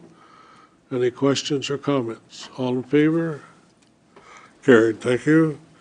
Council approved the tangible capital asset A09 policy 0034 and A09-procedure-0034. Need a mover and a seconder for this one. Got to get one. Councilor Quinte moves it, seconded by Councilor Elliott. Questions or comments? All in favor? Just hold your hand up so I can get a count. Okay, carried, thank you. Next is Manager Josh Mashinsky regarding Department of National Defense Land Use Licensing Agreement, Military Training Exercise on Bata Island. And, okay. So we need to, I guess that's, yeah, need to move that licensing agreement. Moved by Councilor McHugh, seconded by Councilor Boyce. Questions or comments? All in favor? Thank you very much. I can't see them using it that much, but obviously they do. Next resolution, at staff report, Quinte West 2024-00075. City Clerk Josh Masinski, Department of National Defense Land Use Licensing Agreement, Military Training Exercise on Bata Island be received, and that the clerk be directed to prepare a bylaw authorizing the execution of land use licensing agreement with the Department of National Defense for council's consideration at the June 5th, 24 meeting of council. And staff report, okay, that's it, okay. Mover and a second. We approved that. Already did that one? Yeah. Gee, how did I read it again? Okay, the next one then is Manager of Legislative City Clerk Josh Masinski regarding corporate leasing policy be received, and that council approve policy, corporate leasing policy. Okay. Councilor Stedall moved it? Let me get a seconder, and then Councilor Sharp. Go ahead. Thank you, Worship. Councilor Stedall. I'm very pleased to see this policy come forward. I know we've been asking for it for some time to make some consistent lease agreements between our many facilities that the city does lease out. And I think it's well done, and it covers everything. I guess I just, can you just clarify, there's one item in it where it says that it's optional about getting an appraiser. I'm just wondering why that's listed as optional. Through to Councillor Stedall. So we looked at a number of ways that we could help determine, I guess, fair market value or fair lease value on some of our properties. And what we came up with was that we were able to actually engage local realtors to help establish that number rather than going through a property appraisal, because it is quite expensive. So I left it optional in there so that when we felt like we needed to as staff or as council, from council direction, we could go through that process. But to do that, go through an appraisal for all of our properties, I'm not sure if that's entirely practical from a financial perspective, but it's certainly something that is always available to council at your direction.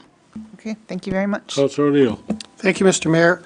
I'd like to see some changes in the procedure and policies. I've discussed this with staff. The first one under corporate procedure, item 5.2.8. They talk about include HST or inclusive HST. I think that should be changed to applicable taxes. depending on what's going on, they may change the taxes or whatever. So we need to be more generic and not so specific. On corporate leasing policy, 5.2.1, where it says leasing the property shall be for market value. I believe it should also be plus applicable taxes. 6.1.2, where it says all capital improvements, leased property should be paid by the city. I think that should be changed. Any items required by the tenant for their purposes is required to be paid by the tenant. And 6.3.2, the city may require tenants to carry their own insurance. That should be changed to the city will require tenants to carry their own insurance. And we've discussed, and I believe that the staff are okay with these changes. Yeah, we did talk about them, yes, we did. Okay, you got those, Mr. Clerk? Got them all? Yes, sir, Mr. Mayor. Okay. Everybody, any questions or comments on the changes or adjustments? Anyone? All in favor? I guess that's what it does. Do we, Okay, sorry, do thank we you. need to change the resolution so that we include those amendments Pardon? as amended? As amended, yes. Thank you. Okay, next is the minutes of the Accessibility Advisory Committee held on February 22nd, that the minutes be approved. Mover and the seconder. Councillor McHugh moved, seconded by Councillor Sharp. Any questions or comments? Questions or comments? All in favor? Thank you. Carried. Okay. Next is the planning and development. This is the one I'm sure we got people here to consider. The next one is Brian Jardine, Director of Planning and Development Services regarding Housing Action Plan. Update be received, and the council approved the 2024 Housing Action Plan as Appendix 1. So we need a mover. Councillor Quinte moves, seconded by Councillor Card. Any more questions for Director? All in favor? All in favor? Carried. Thank you. In the next minutes of the Planning Advisory Committee meeting held on April 18, 2024, resolution that the minutes of the Planning Advisory Committee meeting held on April 18, 2024 be approved. So we got a motion in this. Councillor Quinte moved, Councillor McHugh second. Any comments or questions? I'll take. And I've declared on that as previously noted. And I've declared a conflict on that as previously noted. Yes, you did. Any comments or questions? Public, I'll take any from you too. So if you've got a comment or question, come on up and tell us.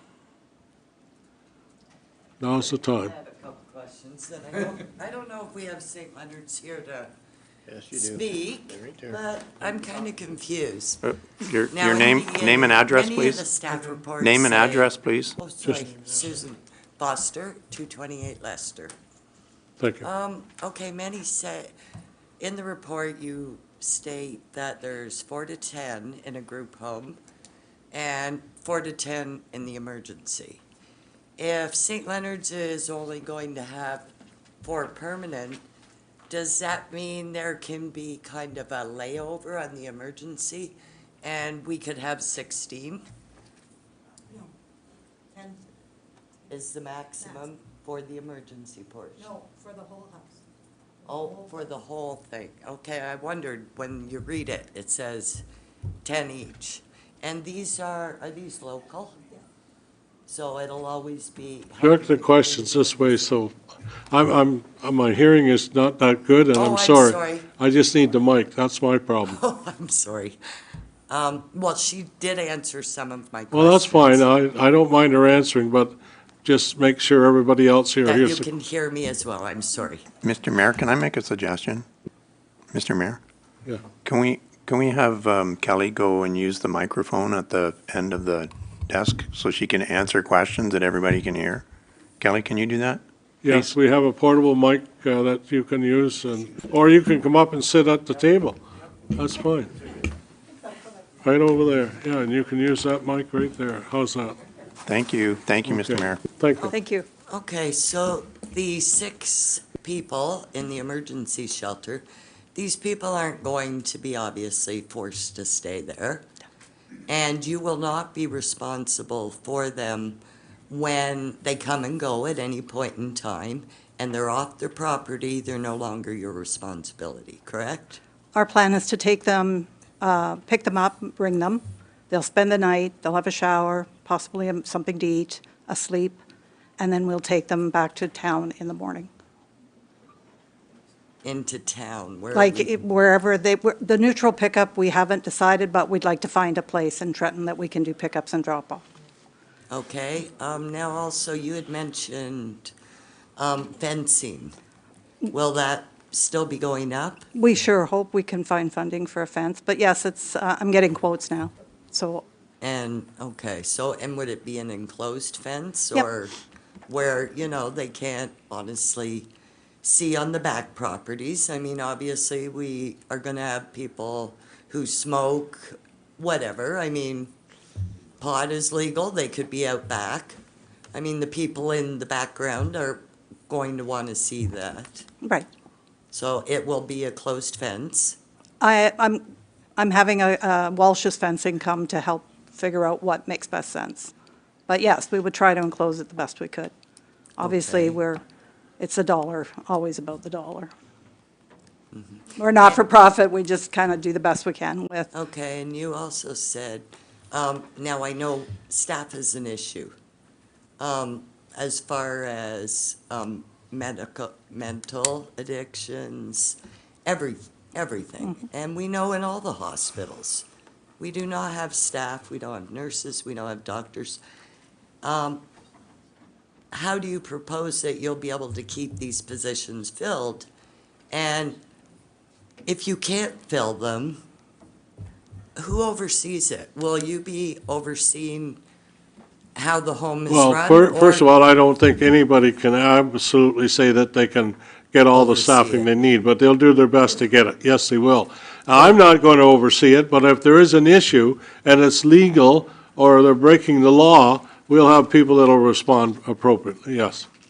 Okay, but so there would be a minimum number of staff to, Well, that's Yeah. the responsibility, yes. Yep, they'll be staffed 24/7. No, I think she's asking if there's a required staffing ratio for the residents. We'd expect that, other than illness, there would be literally nobody in there in the daytime. Unless one of the youth had been sick and had to stay, but there'll be staffing. There'll be a manager on site. There'll be 2 case workers. There'll be a reintegration worker. There'll be 2 teams of overnight. That means they'll work 3 12s, they'll be off 3, they'll come back on, the next crew will come on and work, and they'll just, and the idea is to build the relationship so that they're not seeing strangers all the time. They'll start to become familiar with the people that they're seeing on a regular basis. The caseworkers will work with the transitional youth to get them sort of goal planned and focused, whether that's through the trades, whether that's through Loyalist College, whatever their plan is. Some maybe just want to get a job. I know that my contractor has talked about taking on kids who would like to learn some trades or at least get some employment to get started. so they'll really, will they obviously can't be restricted from leaving at night as well. Well, we'll have a curfew. I mean, Okay, I there will think, be a yeah, curfew. I think if somebody is working and has to work late, then we would have some flexibility. But, Obviously. 9 o'clock during the week, we think is reasonable, and 11 o'clock on the weekend. And again, if they had to go to a late show or wanted to go, they're not, I mean, that's their home, they live there, they're not bound by any law that says they can't be out. Some might go to a friend's and stay overnight, but we would be made aware of that. Okay. Well, I mean, the 10 sounds much better than Oh, yeah, the like, way you interpret it when you read it in the staff report. Okay. It says a group home, anywhere from 4 to 10, emergency shelter 4 to 10. So you're thinking 20 people. yeah, no. And you're saying it will be a grand total Yeah. of 10. To get a license for care over 4, or anybody over 4, upstairs would not require that same licensing, but just space allowed. And if you have never been in that building, it's a really nice entranceway, downstairs, lower floor, upper floor. So, it is a nice mirror, but it's designated. I believe the rooms downstairs were Sunday school classes at one point in time, and they turn lovely into bedrooms. And then there's a common area, and there's quite a big kitchen. The only thing that really is, for concern for us at this point outside is the ramp is not to code, so it needs to come down and then it'll be sort of refitted. But no more than 10 at any time. That's the zoning that we're under. Okay. It's not like we can just kind of bring them in and bring cots and hope for the best. That 10 is our max. Okay. Well, it did clear up some questions. And So, can I, just before we leave this, is there a legal requirement for staffing? a legal requirement, there will be staff 24/7. No, but is there, I'm trying to get to the legal aspect. Do you have a legal responsibility to have so many people there based on the number of people? Yeah. Because, like, let's say you have staffing for 2. Yeah. And 10 show up. What do? Lock the door? You can't. Well, no. So, Yeah. So literally, the upstairs would be just an overnight. We have 2 staff. Downstairs, without, barring sickness, they'll be going to work and school, but there'll be still staff there. okay. There's still going to be a there'll minimum s- staffing. that's- If you wanted to take the residents on Hamilton Road, the mandate is 2 for 5. Actually, it's 1 for 5, but we do 2 for 5. Thank you. Okay. Thank you. All right. I'm gonna Thank you leave you- very much. Oh, Councillor Sharp, go ahead. I don't have a Sorry. question to you. Yes. Go ahead. No, I don't. You don't. I don't have a question for you. If someone else has mine, I have a different comment. Okay. Anyone else for public input? Come on up. Come on up. I can't. Absolutely. Sorry, it's Grant here from 57 Freedom Crescent. I just wanted the opportunity while Kelly was up here to maybe address a few things that maybe she can help me with.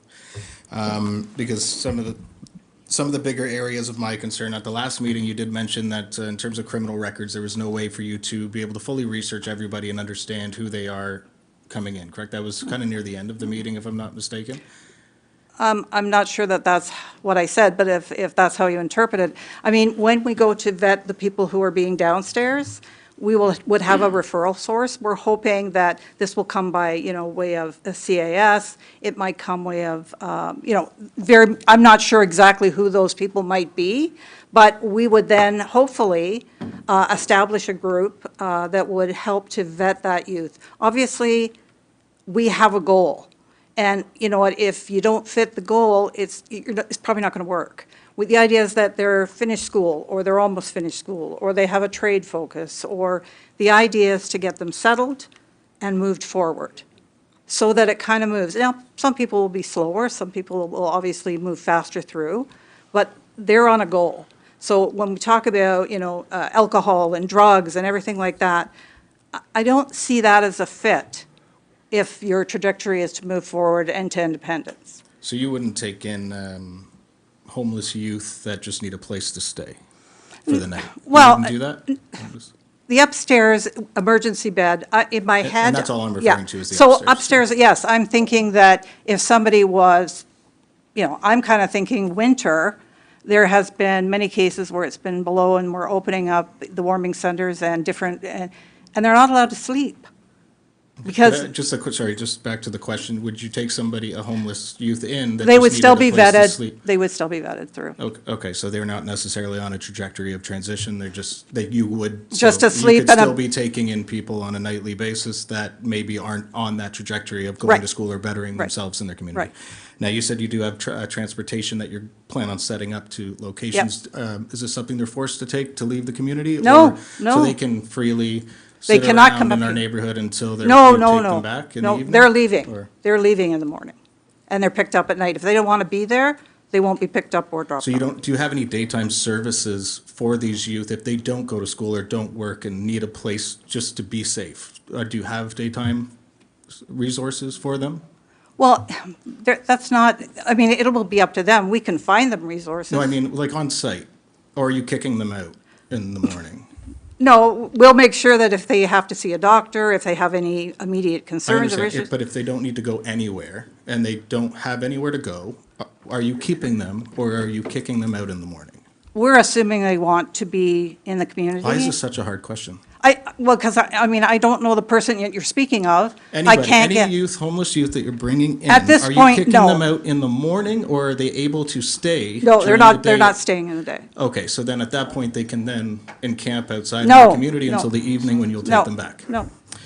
Guys, you Thank can you. see that there's a lot of unanswered questions and some, like, the plan here is Unfortunately, not very people good. are human, and they're going to do things, whatever they're going to do. Humans make mistakes. Mr. Mayor, I think this is Thank you. getting kind of out of I'll control here. go to Director Jardine, and I'll come back to Councillor Sharp. Okay. Yes, Mr. Mayor, thank you.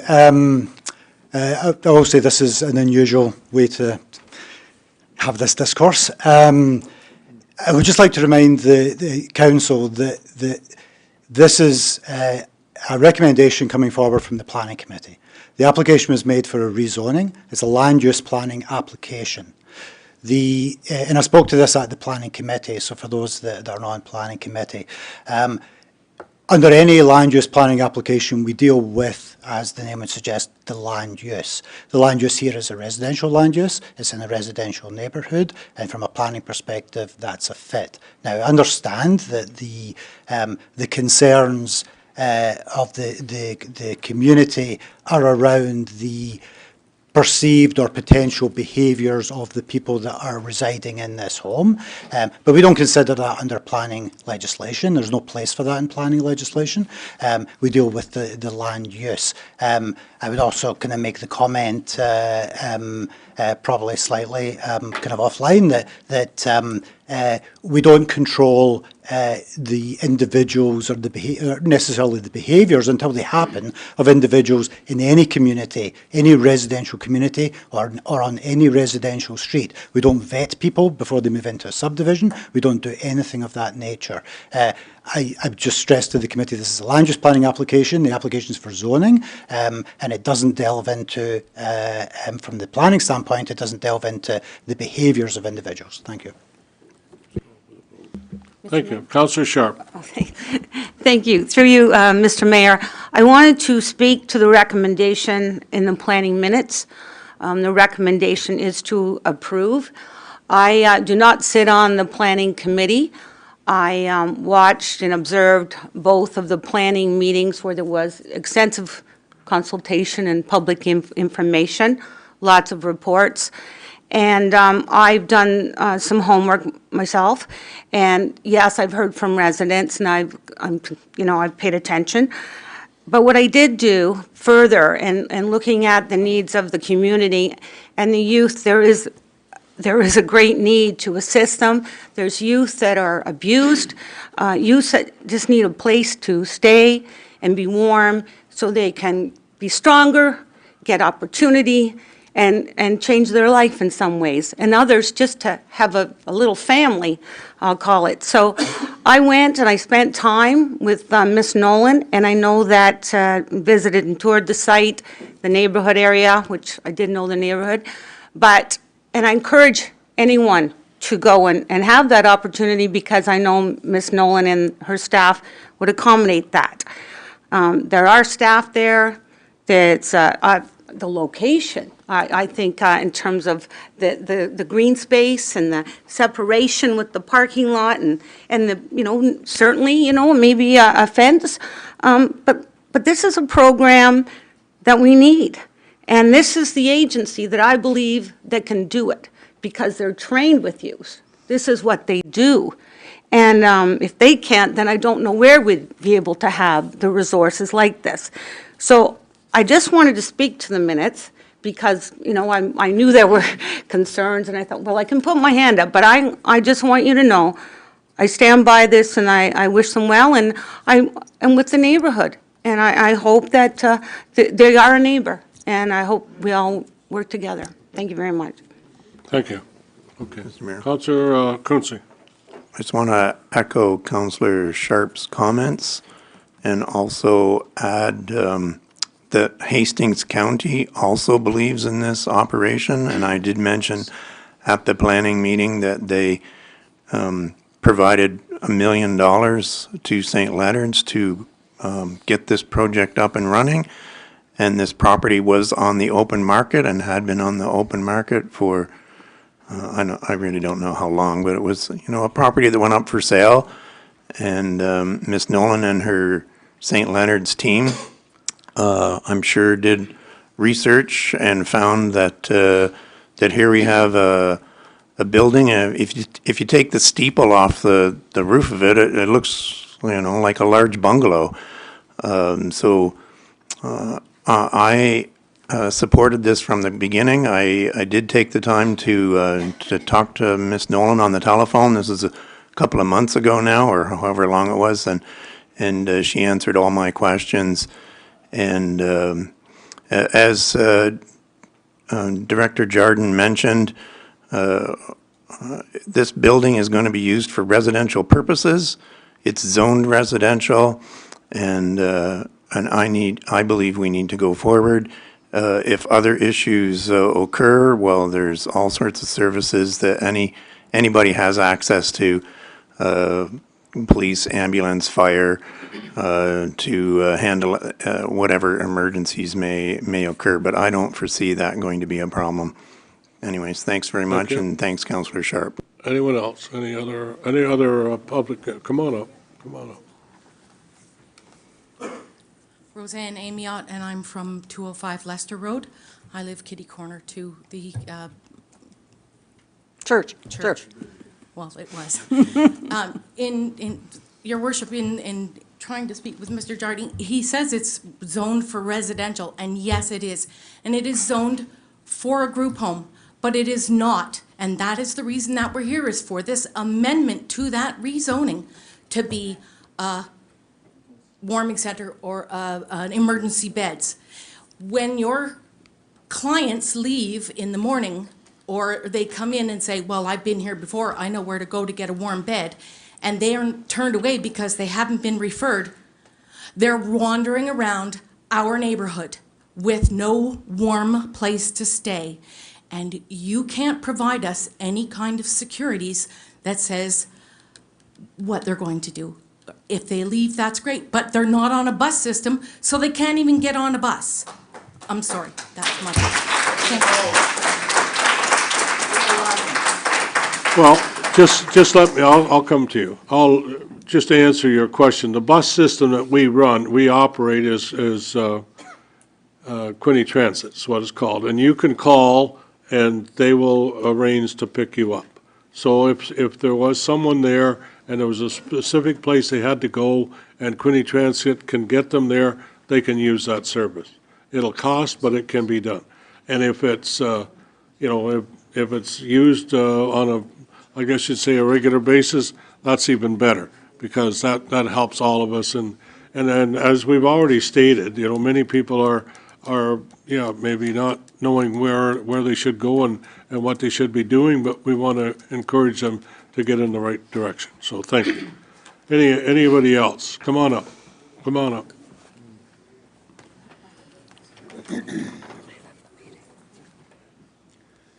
Thank you. Dave Swester, 204 Leicester Road.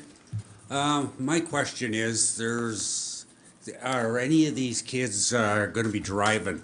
They've been trying to get the speed limit down. You said there's lots of parking, but really there's not lots of parking there because there's 2 lots that are supposed to be built on, so that doesn't leave much. No. We've been trying to get it slowed down. We don't see many police on our road. Believe me, we've been trying to get them to slow down because it's... You got a speed sign there, you got a monitor there, and listen, remember, not all cars are black and white.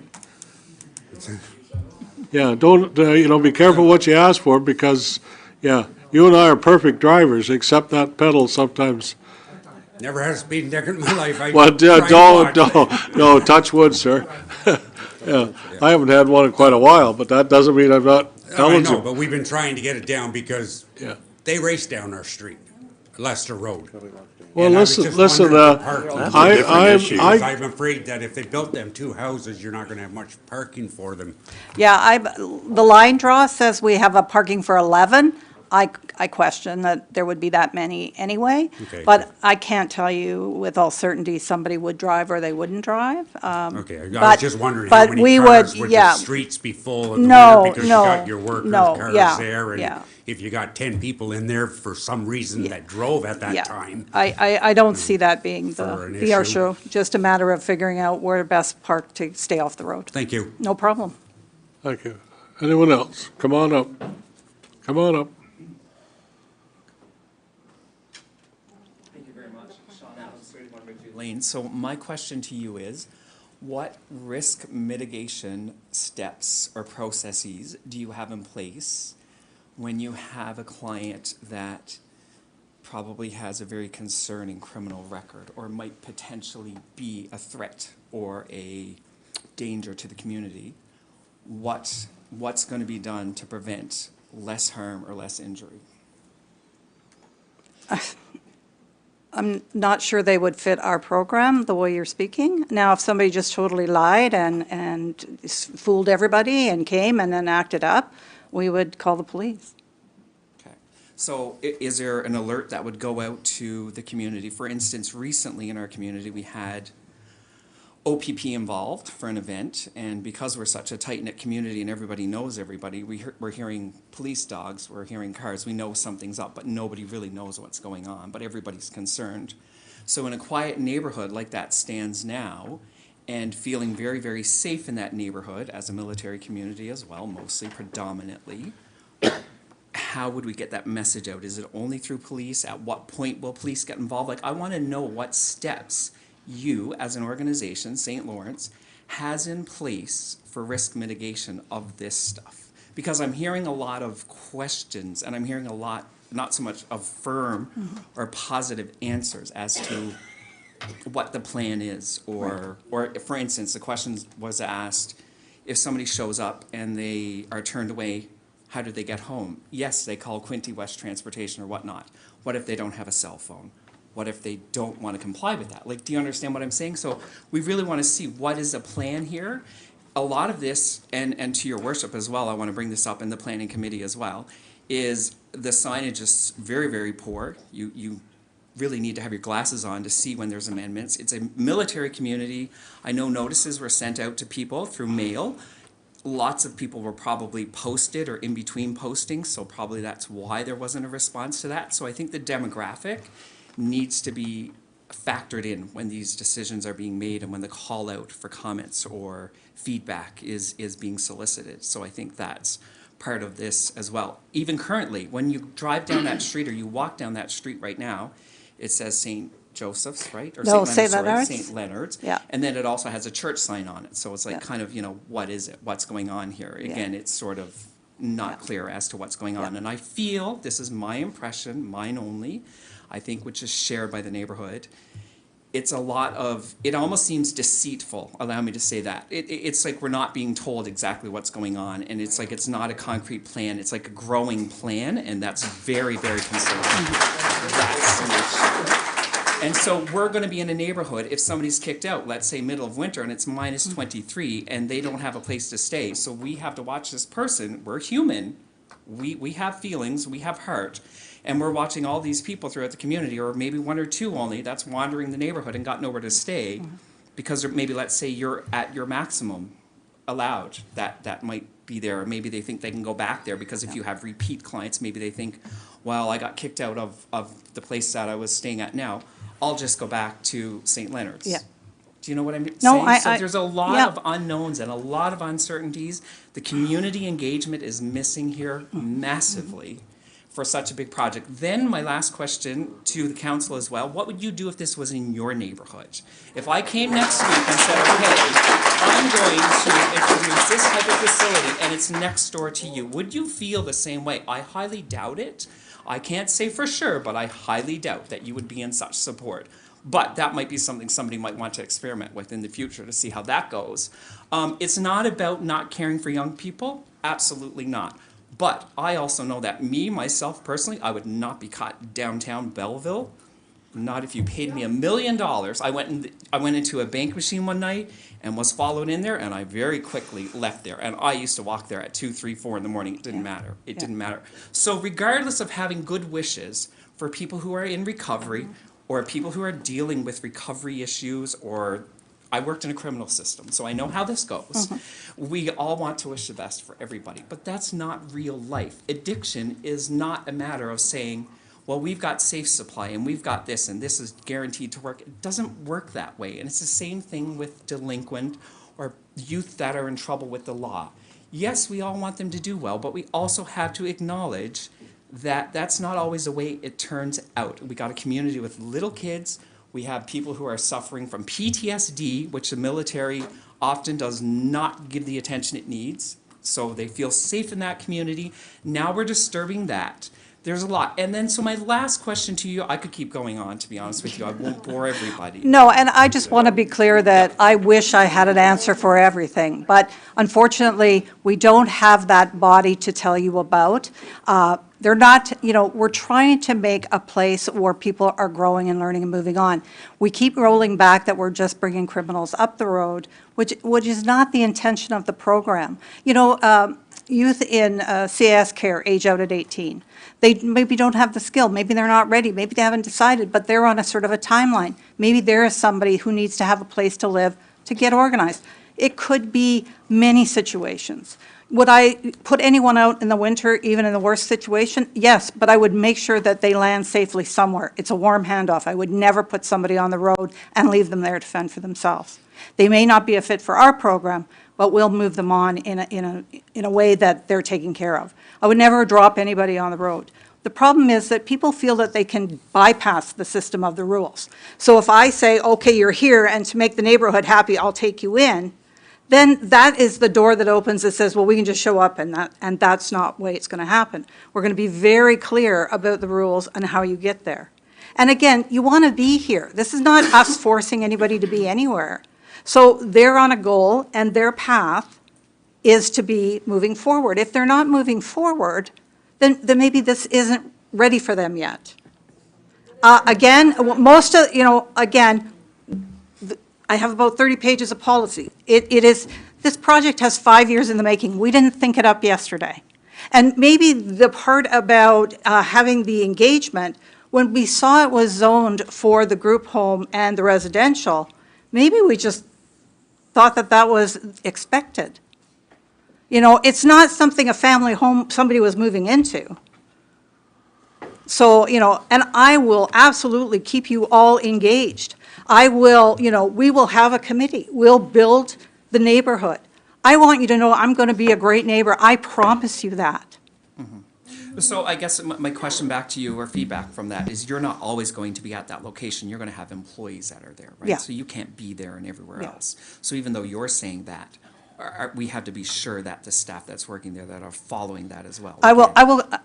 We hire good staff. We hire very qualified, good staff. Yeah. And the reason why we do that is because it makes sense. For sure. And they're going to be college graduates, they're going to be university graduates, which we have now. They will run a good ship.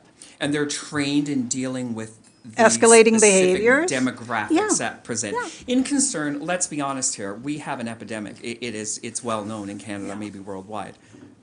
Drugs scare everybody, I think, at this point. Nobody Absolutely. wants to say it. It's a bad word, but it's a reality that we live in today's world, is drugs really impact people's behaviors, decision-making skills, Yeah. the whole, gamut that Yeah. runs along with that sort Yeah. of societal issue. But we're not a treatment center.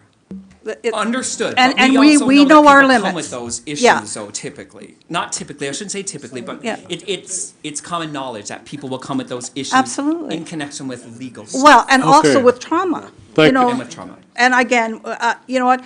We're gonna make this work really well. I promise you that, and I will be there for every day for a while. I will But- make sure that things are running as it. Thank you very much. I'm going to Call for see the vote. David Clazy, you got a comment or a question? Thank you, Mr. Mayor. I just wanted to comment a couple things. One, just a reminder, public input is supposed to be 3 minutes per person. And second of all, I think we seem to be, back to Director Jardin's comments, we seem to be getting kind of off topic here. Yes, yes, What we have in right. front of us is the planning application that we really need to be dealing with, not, well, the amendment, but not the operational setup of St. Leonard's here. You're going to amend something if you don't know if it's being used for the right purposes or by the right people. Call the vote. Call the vote. Okay. Call the vote. Thank you very much. Thank you very much Thank for you. the time. I got a couple more, something.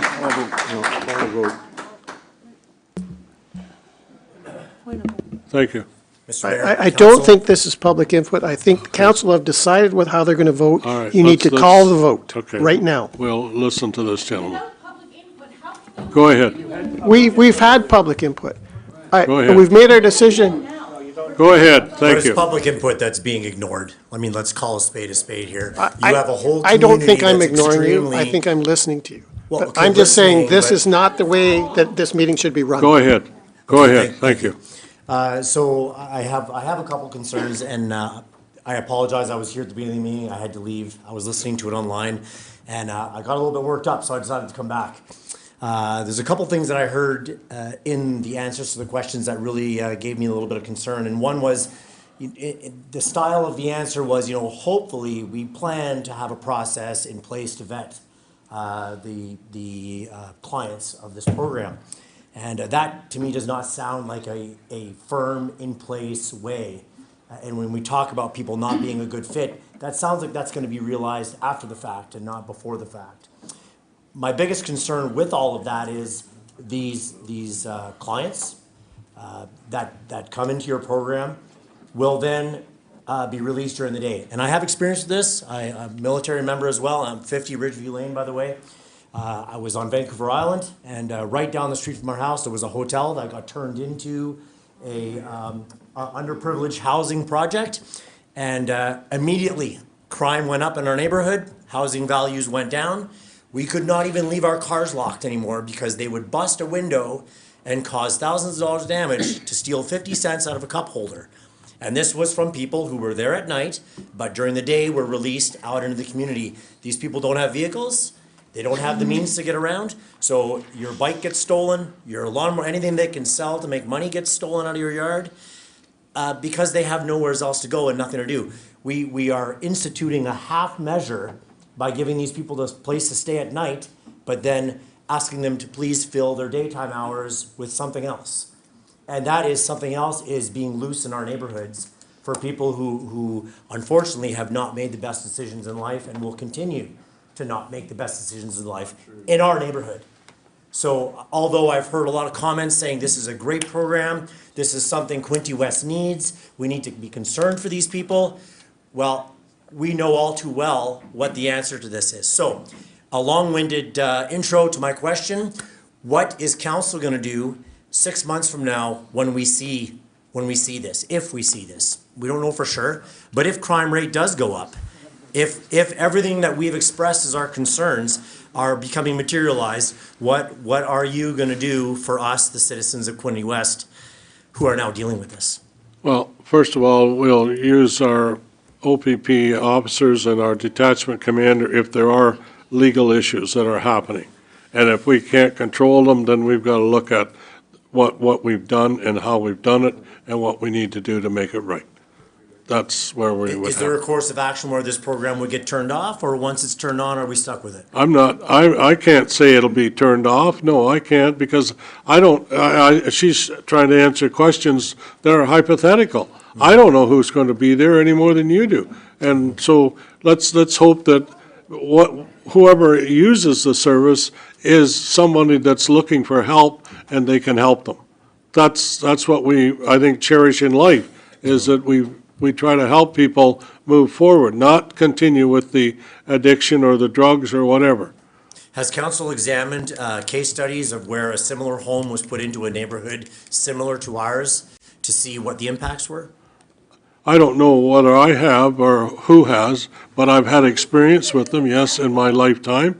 And there are many, many great group homes, and it's depending, as she has already indicated, the quality of the staff that they're able to hire. That's what'll make the difference. But then, you know, And she's going to try to, certainly be a big part of the community, not just be isolated with a fence. And I would say that, thank you, Mr. Mayor, but I think that the majority of the concerns are not so much coming from the group home as they are coming from the homeless shelter upstairs. And maybe I'm using the wrong terms. When we have homeless people being released, I don't mean to use the word pushed into the community, but that's effectively what's happening in the morning. Okay, thank you, folks. If you need a bed to sleep in tonight, please come back. But we will invite you to please make your way out in an orderly fashion, and we'll see you later today.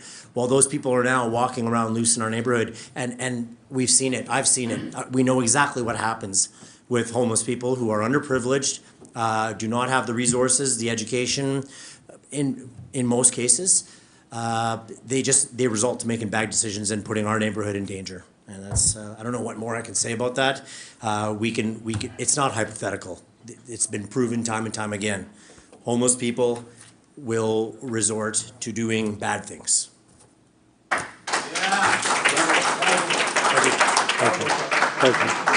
Okay, Councilor Katsoulis. Thank you, Mr. Mayor. I recognize the great work St. Leonard's does, and I realize that Director Jardine has given us direction and it makes planning sense. But as per our planning meeting, why I wasn't comfortable with the amendment, and I still am not, because there have been a lot of hypotheticals, but I don't see why this question cannot be answered definitively. In the planning minutes, it was mentioned that there's going to be an interview process to vet the applicants. And I specifically asked, it doesn't matter if the individual interviews well, if they're personable, if they're a child predator, they should be denied 100% of the time. But that wasn't answered at the planning meeting. You said I can't say that they will be denied. That was my only hesitation or discomfort, as the residents have mentioned. If it was your neighborhood, I would not want a child predator anywhere near. And that's my issue. They should be denied. So that is my only issue, and it still remains an issue. If that could be 100% guarantee that they're nowhere in this area, I'd feel more comfortable. But the amendment still bothers me because there's unanswered questions. Okay. How are the transients coming in and out every day, every night, different people? How are those people actually being vetted? Okay. Just maybe 1 second. I think the question that the gentleman before asked was very good, and this is televised, or people can see this, which I'm happy about, because your answers prove that you need to defer this meeting. This is a planning This is a planning issue to understand if this makes sense to amend this zoning bylaw. You've done no research to see if it works or makes sense. That was the question he asked. Have you done research? No research has been done. How can you say yes and amend the zoning bylaw? Off of what? Off of Edmonton working for them? Thank you. Mr. Mayor, may I have 1 minute? Yes. Please.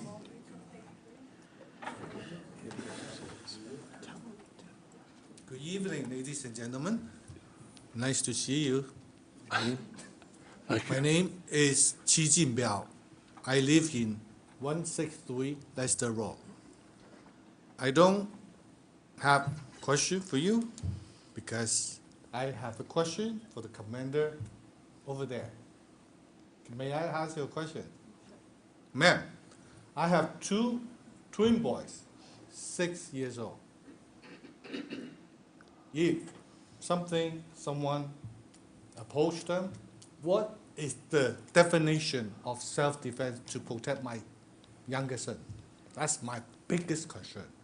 My house is across from that new organization. Everything in my heart is my child. Through you, Mr. Mayor, it's the OPP's job to defend for you, so call 911. But having said that, St. Leonard's is an organization that we work with throughout the community. They have other homes. We have a number of other companies who have homes. St. Leonard's is the one we do not have issues with. And this is not a home that is for child predators. It is not a home that is for a detox center. It is not a home for criminals. This is a home for youth who are vetted and referred and need help. So your worst case scenario, could it happen? Yes, it could happen anywhere. All of those people could already be in your neighborhood. Understood. Call the police if you need the police, and St. Leonard's will call us if they need us, and they will pass people off. If they're wandering your neighborhood, we will remove them for you. Protecting my son at the back, I have no hand to call 911. And 911 could be 3 minutes away. What am I going to do? Sir, that's a very unlikely scenario, but you do what you need to do, and then we'll help you afterwards. Thank you, ma'am. Can I use a stick? I'm very good with the stick, or my hand. Just Thank my you. hand only. I'm sorry, I can't answer these questions here. I can certainly speak with you Okay, afterwards. thank you very much. Thank you. Okay.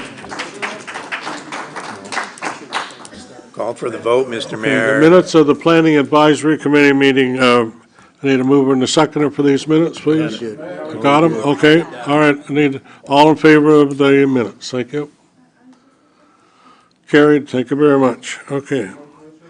Next one is the Community Services and Strategic Planning, this is Director Grimman, that Director of Community Services Strategic Partnerships regarding Quinte West pop-ups, Centennial Park, May 31st, September 2nd, be received, and further that the bylaw 24067 enclosed in this council agenda to authorize the execution of those places. And further, that council authorize the mayor and clerk to execute any additional 2024 pop-ups. Moved by Councilor McHugh. I need a seconder. Seconder, please. Councilor Stedall. Comments or questions? Mr. Mayor? I'm dealing with business. Thank you. But we don't know what happened to the vote. Just go ahead. We did vote. We voted to. Yes, we did. We voted, and it's carried. Thank you. How many to how many? Because I saw a lot of hands. Well,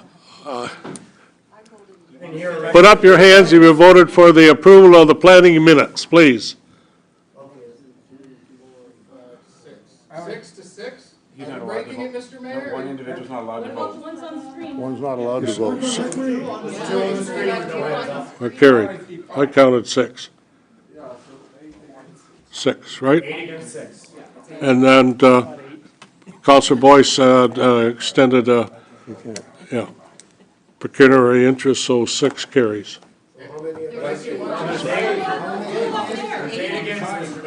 Count, Mr. Clerk, you count the votes, please. Hold up your hands to city clerk, count the votes, please, and make sure we got it right. 2, 3, 4, 5, 6, 7, 8. One on the screen in favor. Councilor Freeman votes in favor, yes. Councilor Reed I've- votes in favor, yes. I have 8 in favor, your worship. Thank you. Okay, thank you very much. Carried. Okay. Okay, let's keep going. Thank you very much.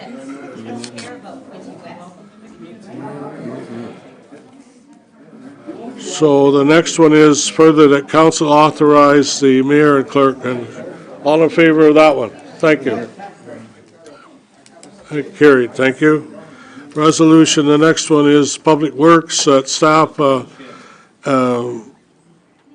Tucker's Corners multi-surface court be received, and that staff be directed to install a basketball and a separate pickleball and tennis court at Tucker's Corners at a cost of what? Where's the money coming from? I guess I need a mover and a seconder for this. Councilor Sharp, Councilor Boyce, any comments, or I guess the question is, where's the money coming from? Can I Your speak worship, I could probably answer that. It's coming from the Parkland Reserve Fund, and the estimated cost is $200,000. Okay, thank you. Okay, Councilor Sharp, comments? Yes, thank you, Mr. Mayor. I wanted to comment on this, and I thank the community for their input, and we did get some extensive consultation. And I appreciate that the report is addressing pickleball, tennis, and a basketball multipurpose court. And that's 3 great services, and I just really appreciate it. And I know that, staff will work along to try to get the detailed design out and maybe, work on it late this fall if possible. But I just wanted to thank the community for their input and very appreciate that this is, so quickly we are here with this Thank you. facility. Any other comments? Anybody else? Councillor Quinte?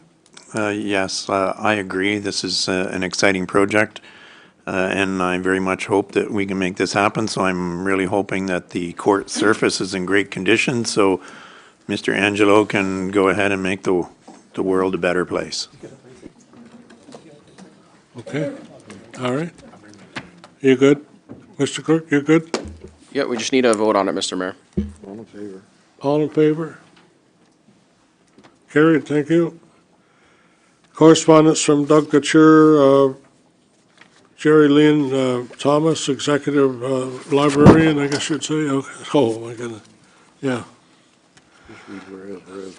Yeah. Mr. Clerk, can you summarize this one? I don't know if I can summarize it. I can read it for council if they wish, Mr. Mayor. Okay. This was a resolution that was provided to council from our chief executive officer of our public library, and on behalf of the public library board, asking council to take a look at this resolution. If you'd like me to read it, I can. Any I comments? believe we've all read it. I'd like to move that we've we all- approve Move it. as read, your worship. Okay, moved by Councilor O'Neill, seconded by Councilor McHugh. Yeah. Any comments or questions? Go ahead, Councilor Stedall. I think Councillor Reid actually had her hand up first, and Councillor Reid she's had her on the hand up. board, and sorry. then I'd speak to it. Go ahead. Councilor Reid, question or comment? No, I just want to comment that the library is becoming a very, very important part of all of our communities. And so this letter, when we looked at it on April 23rd at our meeting, it was to a resolution that we send to the Premier, and to the Minister of Tourism, Culture and Sport, Minister of Finance, Minister of Municipal Affairs and Housing, Minister of Education, to the Ontario Library Service, to the local MP and the MCPs from the City of Quinte West, as well as the Quinte West Public Library Board, asking them to reinstate adequate and appropriate funding for local libraries, increasing each year going forward in line with the Consumer Price Index. So that's what it's about. The funding has been cut, as it is in everywhere, but our library board feels it's very important that we send this on, and we would like the support not only of the Quinte West Library to send forward, but the City of Quinte West. Thank you. Councilor Stedall? And I would want to support that as well, following what Councillor Reid said. This has been since 1998. The funding has been held back at the library.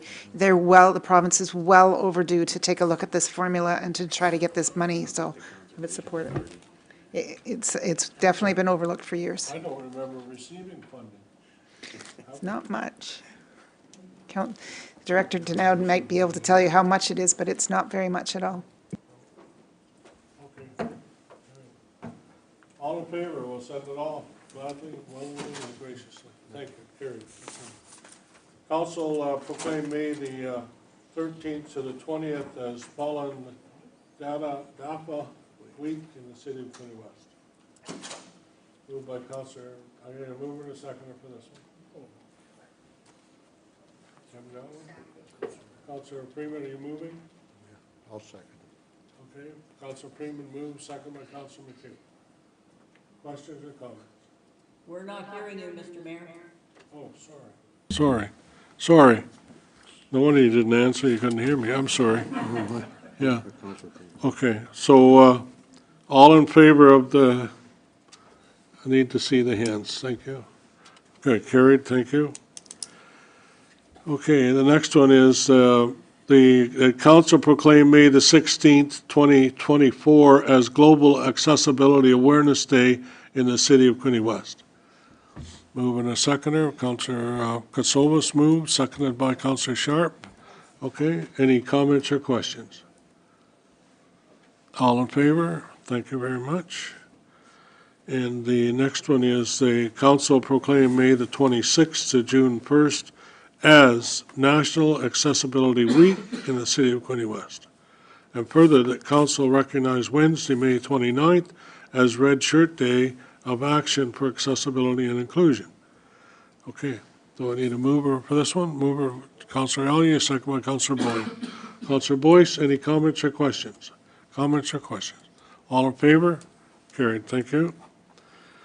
Okay, and next is council proclaimed June 2024 as Stroke and Aphasia Awareness Month in the city of Quinte West, and further that the Quinte West sign in the Veterans Skyway Bridge be illuminated in the color red for the month of June, pending no scheduling conflicts.